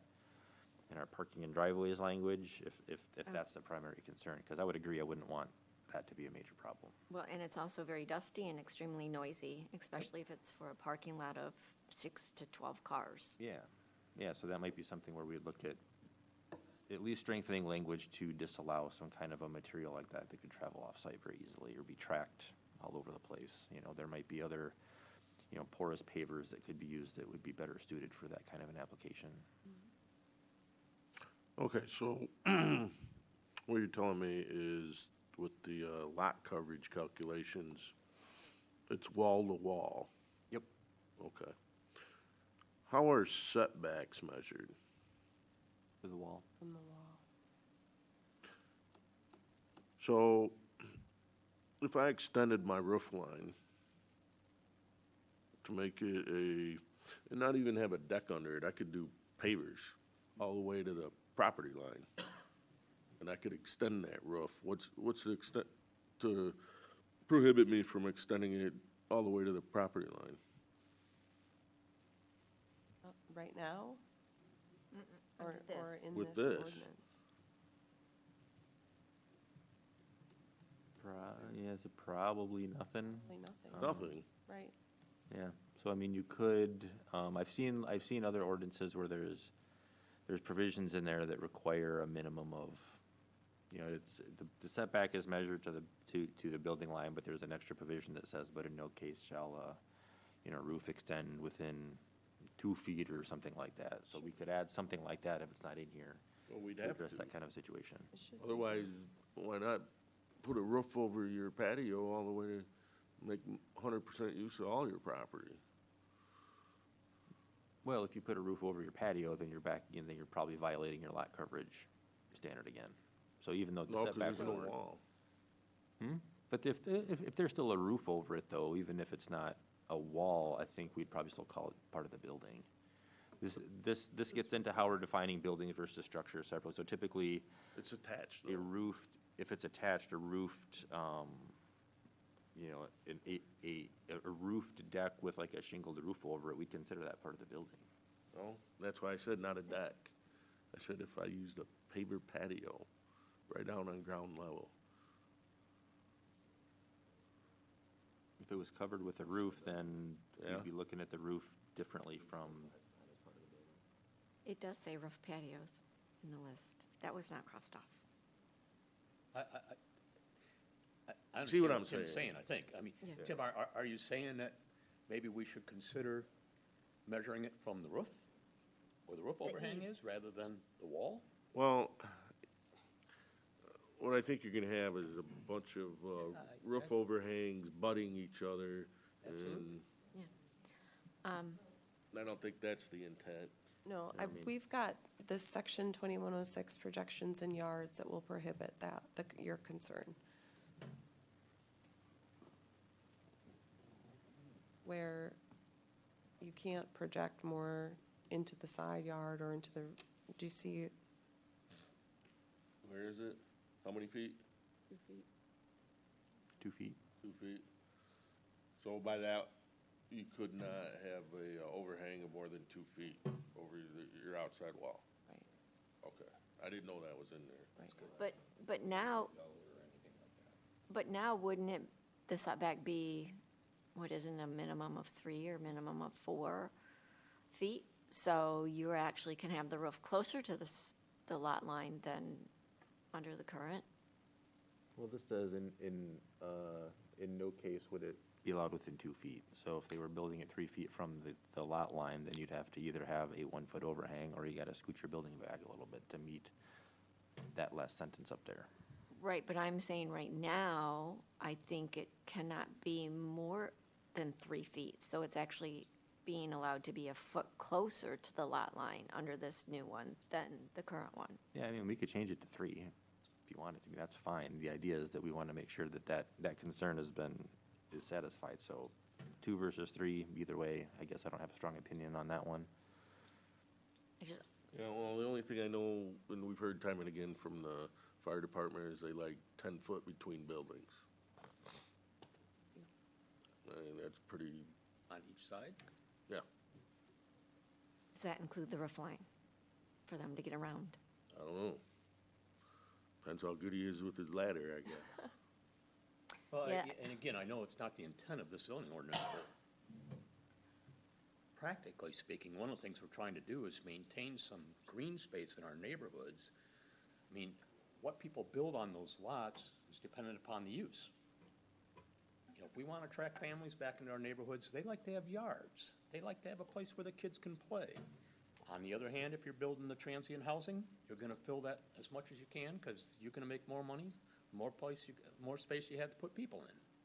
So this ordinance is gonna have some impact on that as well. And I lean towards whatever we can do to protect what little green space we have. We have tiny lots in my neighborhood. I don't know about your neighborhoods. But there's not 10 feet between my house and Kevin's house. You know, I wish there was. And then when you're talking about R1B, maximum lot coverage could be reduced from 35 to 30%. Why don't you just talk about that? Yeah, why so- in that particular, That's just as an example. So again, if we're measuring our lot coverage based on the building and not including that, 2-foot or so overhang around the entire perimeter of the building, it would make sense then to be more restrictive with our lot coverage calculation as a result of that. Yeah, so we kept that, for now, we kept that number the same that you have now. It's the same as in the draft, but if we're, and I think, Mary, you and I talked about this a little bit last time, if we're gonna be measuring it differently, from the building instead of from the eave, then it would make sense to be slightly more restrictive just because of the change in measurement. So, something like a 5% change would probably be appropriate in those districts. Well, and actually, from this discussion, I would also be concerned that setbacks are going to be different, because if you're now measuring setbacks to the wall and not the eave, you've got 1 foot to 2 feet more that is not being included in the setback.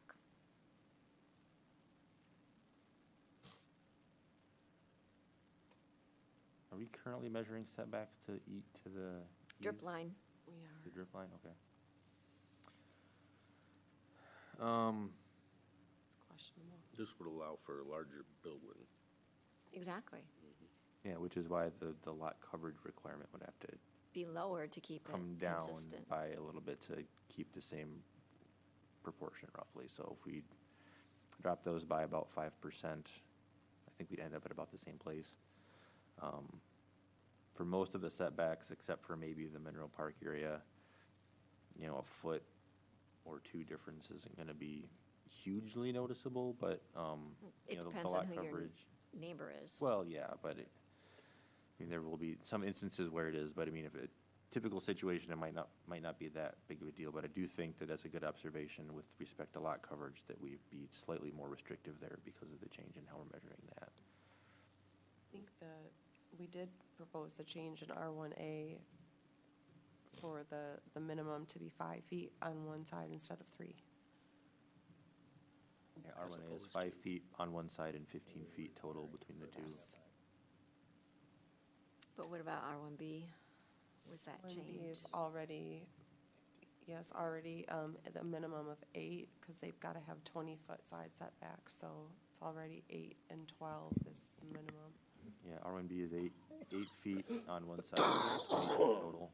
yeah. Excuse me. So my understanding was that you were going to the walls because not all of the drawings have the eave. Why can't we make the the people looking for the permit include the eave measurement? Just don't. Just Don't do say it. it's not acceptable unless you provide this. I mean, we're the ones doing the review. We tell them what we need. We shouldn't be jumping through hoops so that they can provide what they want. It seems like with all the computer systems we have nowadays, that providing the eave width would be relatively easy to do. Yeah, and with some of the designs, I think too, we're getting down to pretty, inches here, a few inches there, and not every drawing that we get for a new house is a particularly sophisticated illustration. I agree that a lot of builders should be able to do that, but we also, I think, need to respect the people that don't have the resources to have a professionally designed architectural, print put together for their house.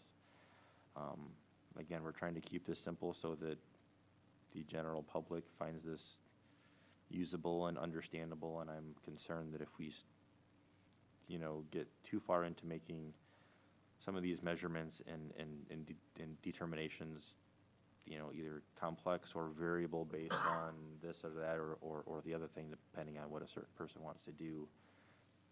Again, one of our goals is to simplify, and I would be concerned that moves us away from that goal. Yeah, This is, to me, a fairly simple solution. Again, virtually all of in my experience, virtually every community that I work in, they measure setbacks from the wall of the building. It's a really, really common thing. It's not like you're stepping out into the unknown waters, in my view.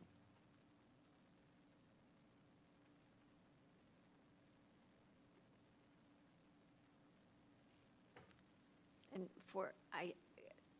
For the homes that have been approved in the last 2 years, is it just a 5% difference if you do not measure the eaves?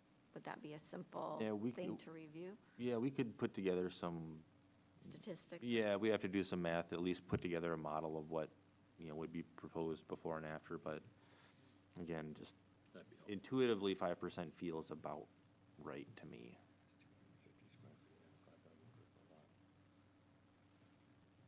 So, yeah, I mean, we can do some quick math on that and get back to you, but I think that would be an appropriate adjustment to make if we became 5% more restrictive in those districts on lot coverage. I think that would get us to about where we need to be. Okay. Sounds good. So we'll look forward to seeing that.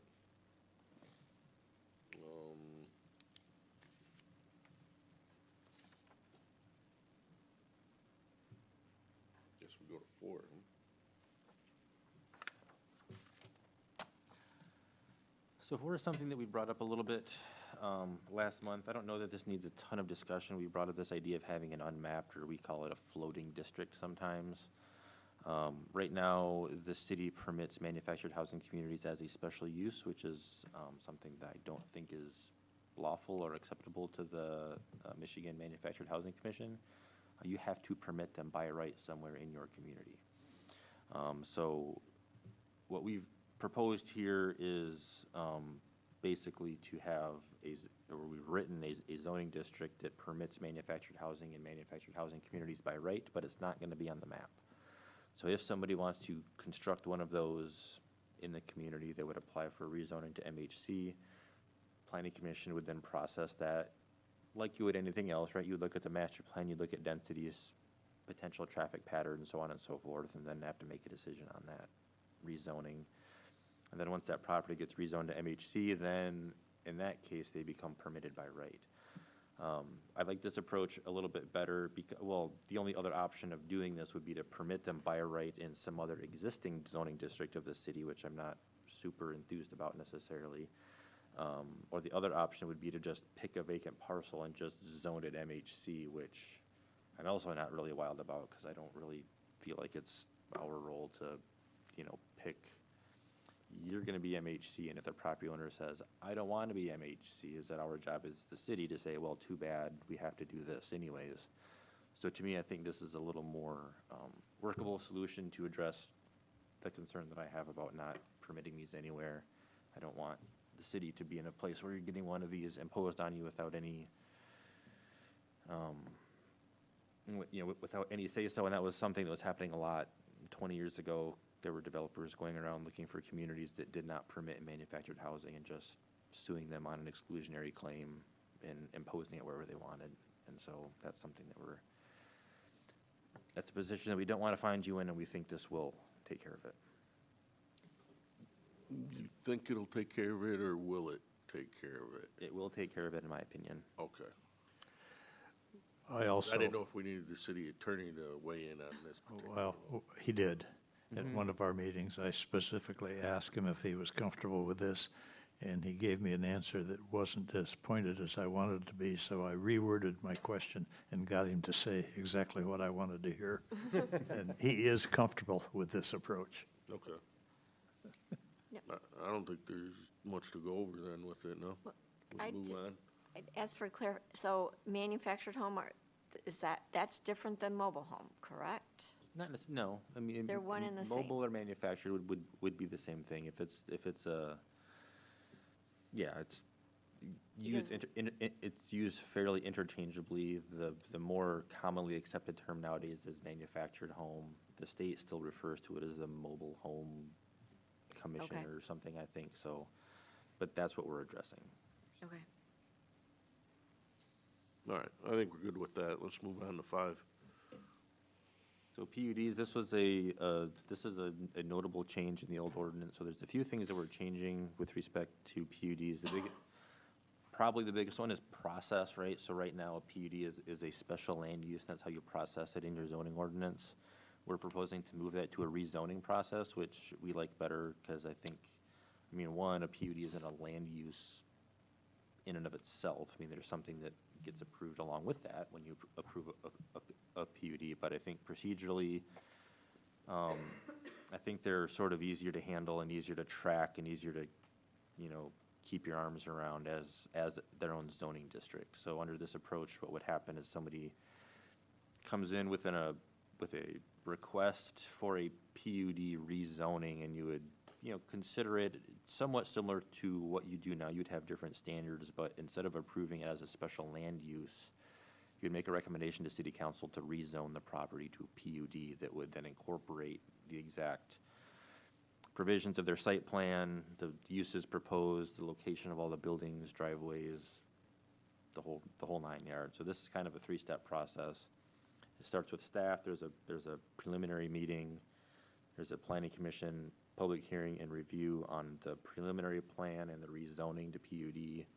That gets recommended to council, and if council approves that, the property is zoned PUD. We'd color on the map. We make it a new color. It's called PUD.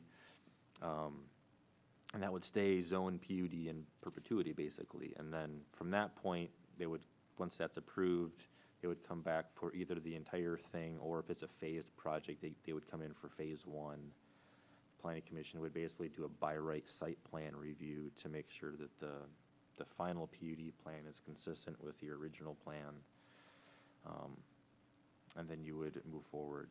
I like that approach because, again, I think it's easier to track them moving forward. You don't map your special land uses typically. They're not shown on your zoning map. So as we've seen with this legacy PUD concept that we've built in here, which we'll talk about in a minute, the city has a lot of PUDs that if you look at the zoning map, you don't know where any of them are. You have no clue, except for maybe a couple of the big ones that are all fresh in your mind. But there's some PUDs that go back 25, 30 years or something like that. So we like this tool, and I think it protects the city a little bit better as well. So because it's a zoning district, this is a legislative decision by the city council. If somebody wants to challenge that, I think it's more difficult for either a disgruntled developer or a disgruntled property owner to challenge the city's decision. So to me, I think this does a better job of protecting the city's decision, no matter what it is, whether it's, to approve it or to not approve it. There's a couple other things with respect to PUDs. So we have this idea of legacy PUDs. We added this in here because we have some of these projects have been around forever. They're fully built out. They're fully developed. Virtually nobody knows they're even in PUDs anymore, except for you all and some other planning enthusiasts, perhaps, around the community. So for those, the idea is that we know they're PUDs, but we're basically not going to zone them that way anymore. The newer ones, the more substantial PUDs, we would rezone those properties to PUD. We'd incorporate all those, all the existing documents would still be carried forward. But the idea is if we have somebody in a legacy PUD and they want to modify the location of their driveway or do some other minor change, we don't want to say, well, sorry, this is a PUD, so now you have to come back in front of the planning commission and amend your PUD and go through this lengthy PUD amendment process. That would just be something that would be handled as an administrative matter in most cases, because the fact that the PUD really doesn't matter anymore with a lot of these really old ones. In addition to that, we've added some language to differentiate between major and minor changes to a PUD. So again, if someone is moving a bush around or doing some minor thing, that's an administrative review under this proposed language, and we're trying to minimize the number of cases that are coming before the planning commission for things that are basically not important enough to be brought in front of you. And there are a lot of things that come up where you look at it and you're like, okay, fine, why do we need to see this? I mean, and we see this in some other communities at times, find some little funny procedural element in a zoning ordinance that requires a planning commission to look at someone, moving 3 bushes from here to over here. And they all sit there and go, why are we looking at this? So we want to have fewer of those cases in front of you. We want you to be able to focus on the bigger picture items. So that's why we added in that legacy PUD language. We also are not requiring, under the proposed language, we're not requiring that every PUD have a certain percentage of open space. That's intentional because, again, you are a city, a mostly but not entirely built-out one, so a lot of PUDs coming forward might be in a more urban setting where we want, you know, the land to be used and to not be, you know, set aside and left unused. This does allow the planning commission to require open space. That allows developers to certainly build it into their projects if they want to, and the planning commission can accept that, but it's not a hard mandate that every PUD in every circumstance shall have a minimum of whatever percent open space. And then we also allowed a provision in here for a density bonus. So in the case of a residential PUD, the draft ordinance basically, it ties the density of a PUD to the underlying zoning district, but it does open the door for a density bonus if the applicant goes sort of above and beyond in providing additional amenities or other, you know, features that would be of a substantial benefit to the community. And those are discretionary decisions by the planning commission. So it's not like you're locked into approving some increased density if the applicant does X, Y, and Z. So it gives you some additional negotiating and bargaining power in a lot of ways, because the PUD, the applicant is asking for flexibility, the city is asking for additional benefits. In exchange for that flexibility, the PUD process, there is a little bit of negotiation that can take place there between the planning commission and the applicant. So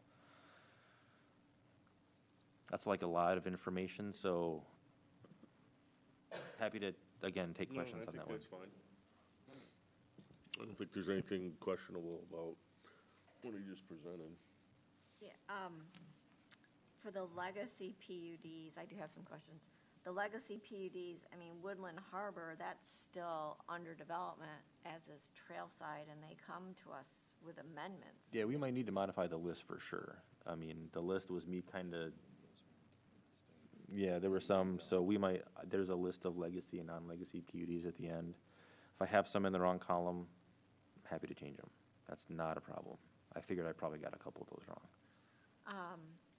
And last month when we spoke afterwards, I had indicated that I hadn't found waivers. Well, they're called deviations. Oh, yeah, we use a different term. Yes, and what you had indicated is that lawyers tend not to like them, because with deviations, what's the purpose of an ordinance if you can waive every requirement? Mm-hmm. And that is still in there, so will more objective criteria be listed?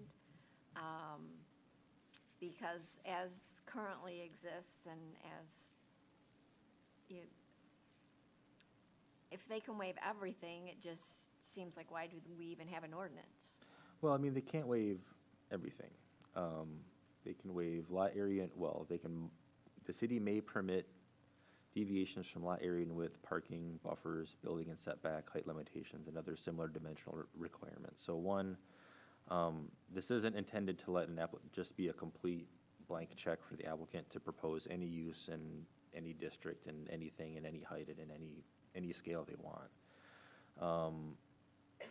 There are deviations in here. I think the item that we were talking about at the end of the meeting is that the current ordinance has some language in there that almost gives the planning commission carte blanche to waive virtually any requirement of the entire ordinance at any point.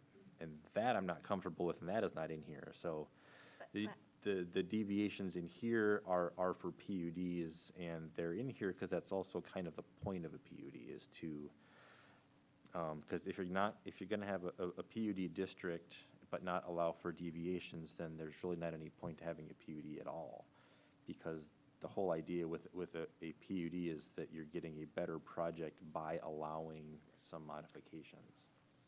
Right, but, I mean, you should have some minimal requirements, and that's the concern.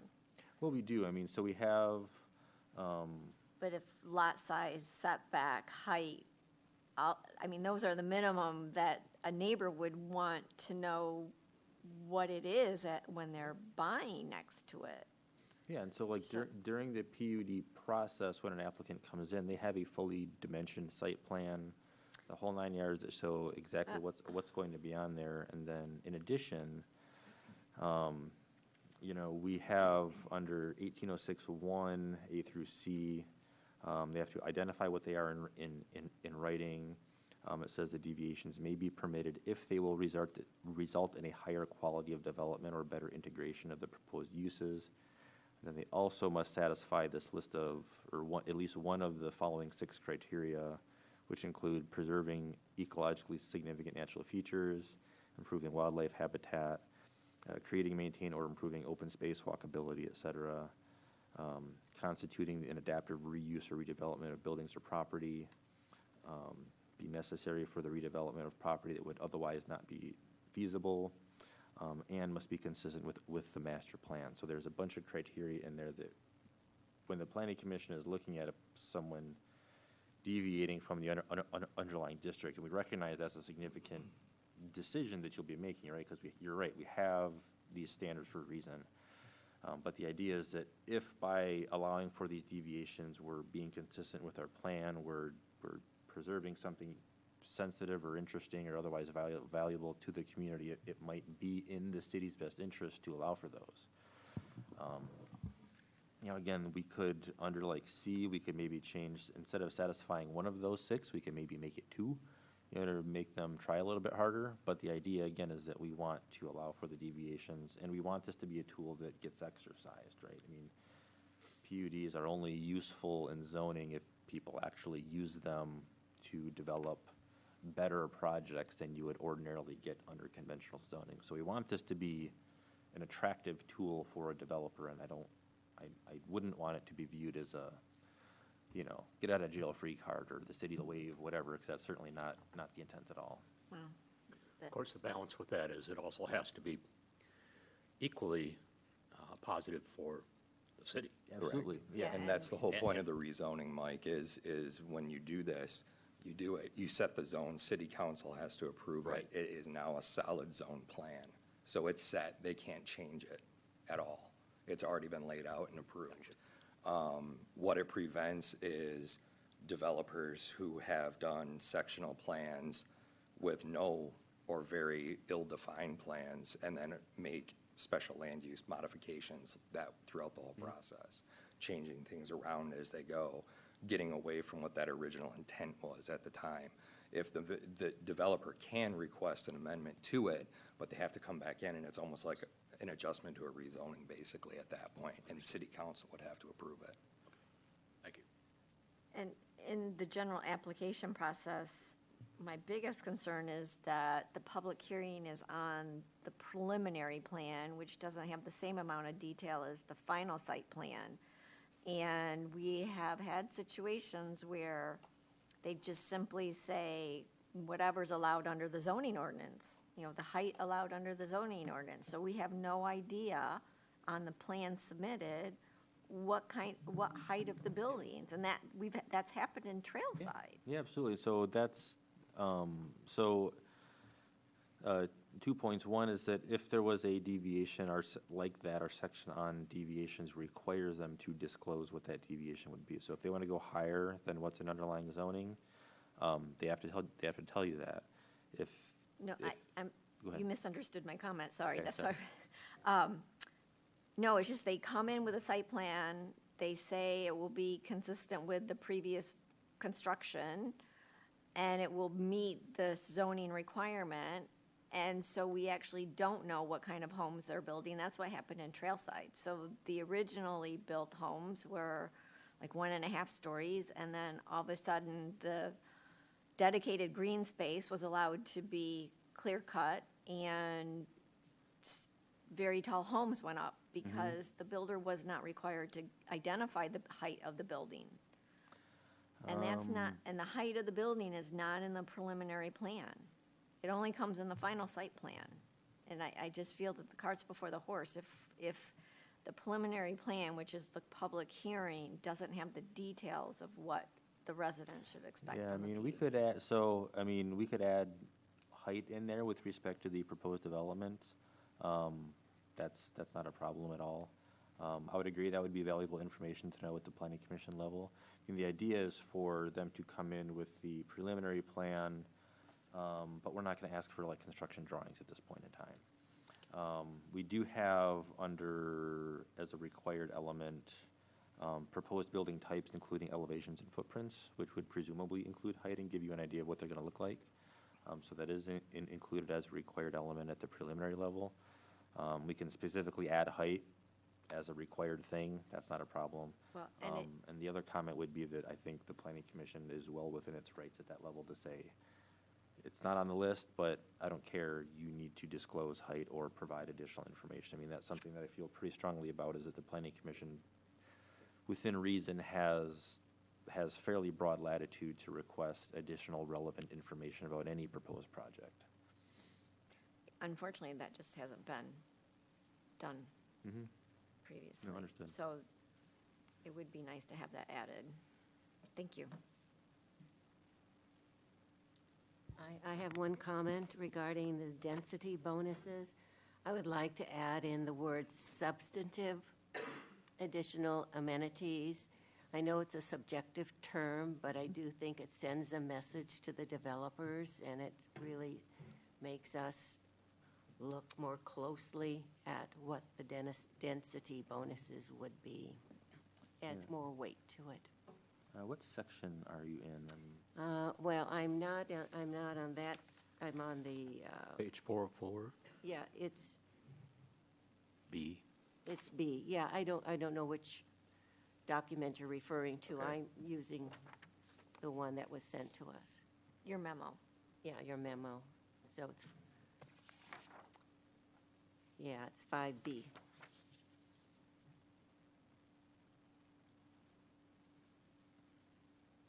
All right, yeah, we can make that change, thank you. Thank you. And that just reminded me, the words sketch, preliminary seem to be used interchangeably, and it would be very helpful to know what amount of detail is usually in a sketch, what's in a preliminary.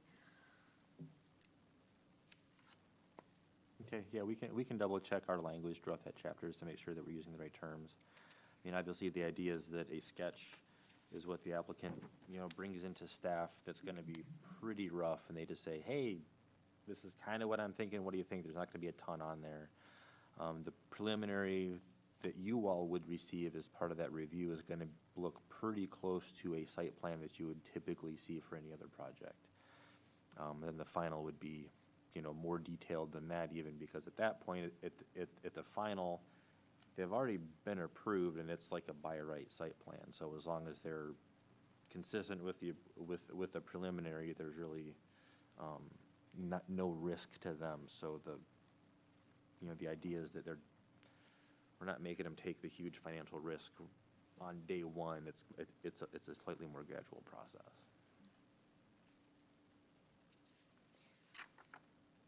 And I noticed that in section 1811, the environmental site assessment and the traffic analysis, those whole sections have been removed from the zoning ordinance, and now they're just a word among a list.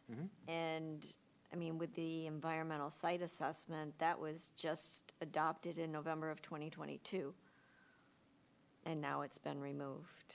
Yeah, well, I mean, the planning commission can, whenever it deems necessary, require an environmental site assessment, or a traffic study, or a parking study, or any other kind of analysis that's relevant. We did look at the language that's in there currently, and so, so that section lists everything that needs to be in there, but then at the end, it includes language that says, but, we can waive all these bits and pieces, and you can modify stuff. And so to me, I think, as long as we're explicitly saying in here that the planning commission may, I don't even think we have to say that, but I think it's helpful to say that the planning commission can do it. I don't know that we need to have, 6 or 7 pages detailing everything that has to be in a traffic study or an environmental impact assessment. The planning commission can absolutely ask for that with the language that's proposed in here. If an applicant does that and returns with you know, a bar napkin sketch with some frogs on it and says, there we go, that's my environmental site assessment, you can say, do better. That's something that we've encountered a few times before where we've asked for a traffic study, and they've given us a printout of traffic counts, and it's just, no, absolutely not. And it's just something that, you know, we have not recommended, our planning commissions have not accepted as a study. And so I think, again, some of this has to be the, either staff or the planning commission needs to recognize and be, you know, upfront and clear about what it's asking for. And I don't want you to have, you as a planning commission to have the idea that just because we say a site, you know, that we want an environmental assessment, this doesn't mean whatever an applicant determines is appropriate. That's what you determine is appropriate and what gives you the information that you need to make an informed decision. Right.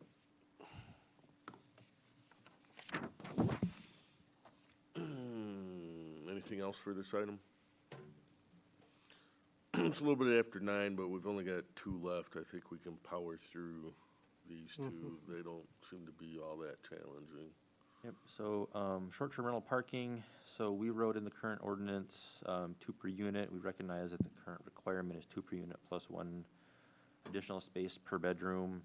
At this point, you guys are probably more short-term rental experts than I am, so I'm certainly open to suggesting and modifying that. Either we put it back to the way it is, or we come up with something different. I mean, obviously, we're in the idea of trying to not have, you know, an overabundance of parking and overabundance of pavement on properties. You know, we were, you know, wondering whether or not the current standard results in too many, you know, too much pavement and too many parking spaces on these sites. But again, I would defer to your judgment here because you probably have more experience with it than I do at this point, so. Well, I'm Happy to certain hear this is not going to suggestions. surprise anyone, but I can't see any reason for backing off what we currently have. I think the tell is in the language that you've used here.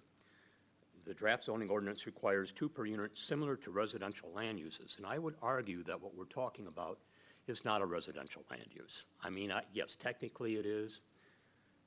But if we look at a typical residence where people are living year-round in our community, 3-bedroom home, how many drivers are you going to have in it? I don't know. 2, 3 drivers? 4? As 4 even. As opposed to a short-term rental with 8 to 10, not counting day visitors, because we have no limit on 8 day to visitors. We could 16. have 30 people. I actually was hoping we'd go the other direction and limit parking or make more demands that they find parking for their customers that doesn't remove parking for residents. I had two residents call me to say, look, one example was, and I can't remember what street she lives on, pardon me, but she wanted her family to come over and there was no place to park. The entire street was filled with parking from short-term vacation rentals. Residents should not have to sacrifice the quality of their life to allow someone to build a short-term rental that requires parking for 6 spots. That's not our problem. That's their problem. That's a business decision they made. The second question I have, which is a tougher question, but I hope, you know, I've been following Saugatuck's recodification plan pretty closely here. And they've actually moved the parking requirement out of the zoning ordinance and into the regular city ordinance so that they have some police power. And that also gets rid of grandfathering, by the way.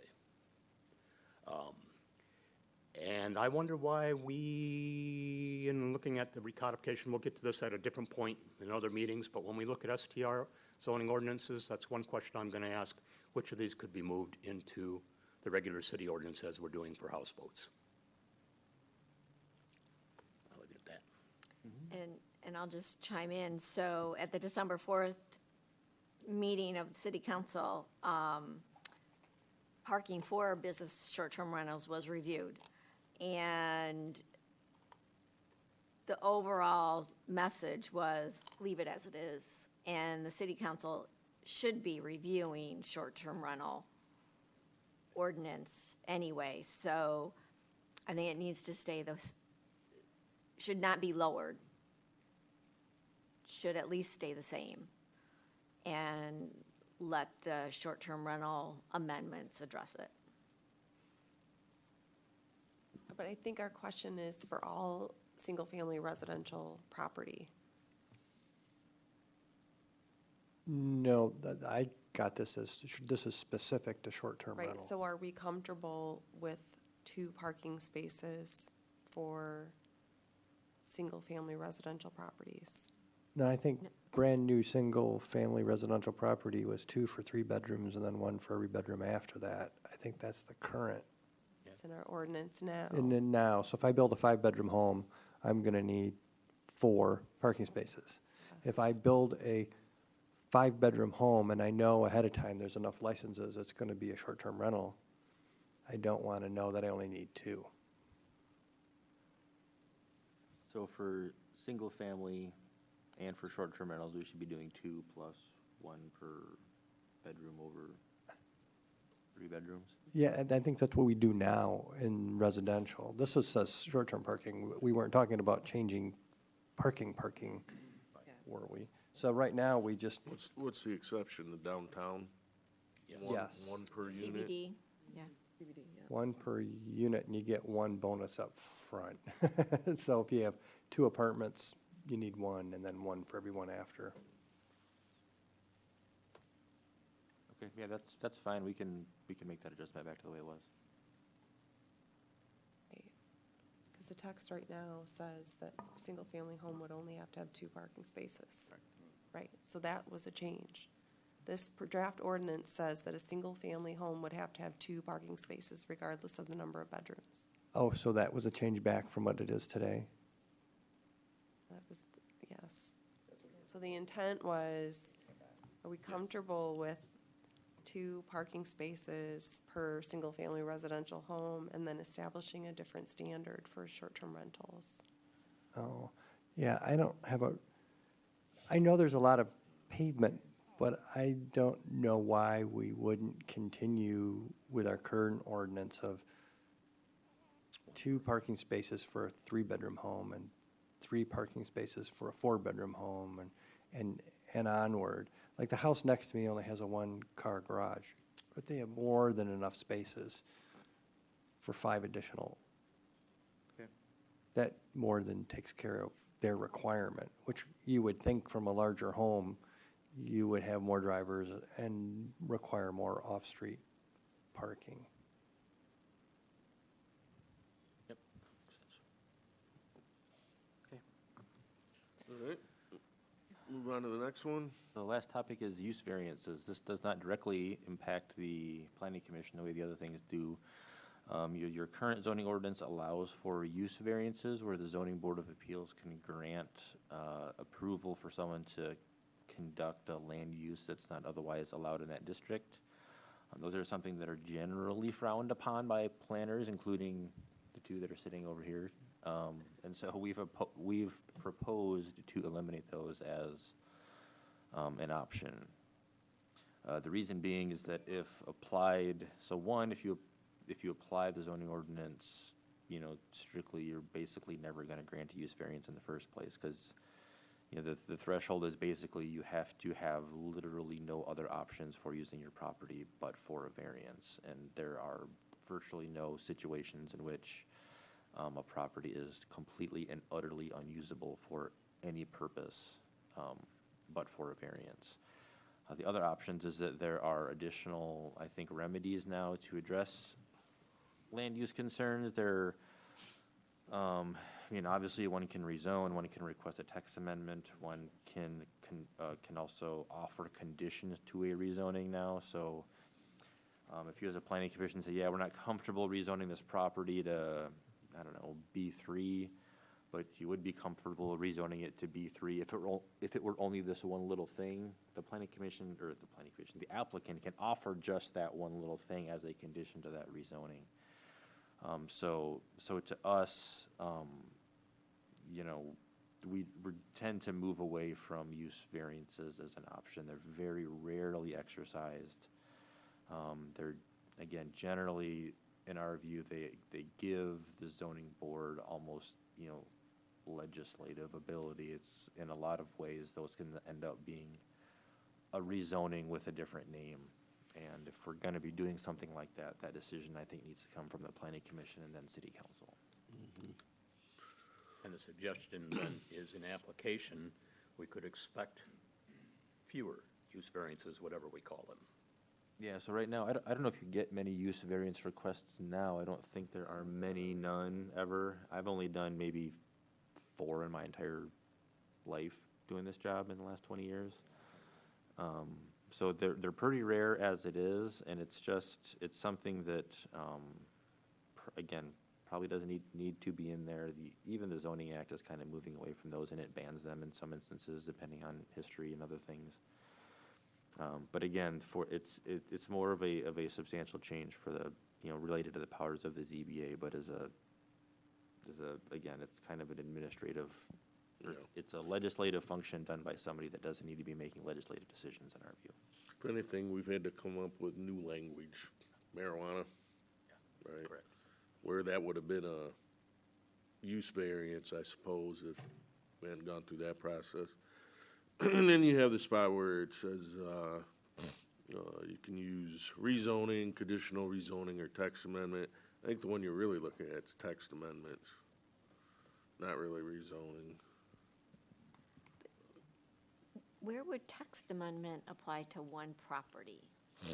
Well, that's what I'm saying. If you were gonna grant it, then you just grant it for the whole zoning district. Yeah, I mean, you could, I wouldn't recommend it, but you could write a narrowly tailored text amendment that would say that, I don't know, I can give an in this example. district on this, for properties in this district on the south side of such and such street, this may be, it's not a great tool, but it's How is something. how is that not spot zoning then? Well, you might not be whole changing zoning districts for one, so you're not changing Okay. districts. So it's also not a great tool. It's something that, but again, even by doing a text amendment in that case, at least the appropriate body is doing that. You've got the planning commission making a legislative recommendation with respect to zoning to the city council, which procedurally is how those things should be happening. And number 7 is just another tool. If everything else fails, there's something else you can use. Yeah, I'm a big fan of conditional or contractual rezoning requests, because as Andy said, if someone wants to come in and do something that you wouldn't necessarily permit in that particular district, they identify a certain district they want to do, they have to do something that's permitted in that district, but they usually narrowly place exactly what they want to do. It doesn't open it up to everything else that you can do in that zoning district. And the closest thing I could probably think of is when we took the Foundry and rezoned that property, and then someone decided they wanted to open the Foundry again. We used spot zoning. What about the Fruit Street Kitchen? Yeah, that's true too. How does that fit in there? Right? Similar. Yeah, food truck. I do like the intent of this. I mean, that Puts it phrase in- unnecessary hardship always bothered me. I think it Who's puts it- making that call, and based on what criteria? And it was a pretty big mess back during the first moratorium for STRs, if you remember. So I Some people think got this the hardship, some didn't. puts it back into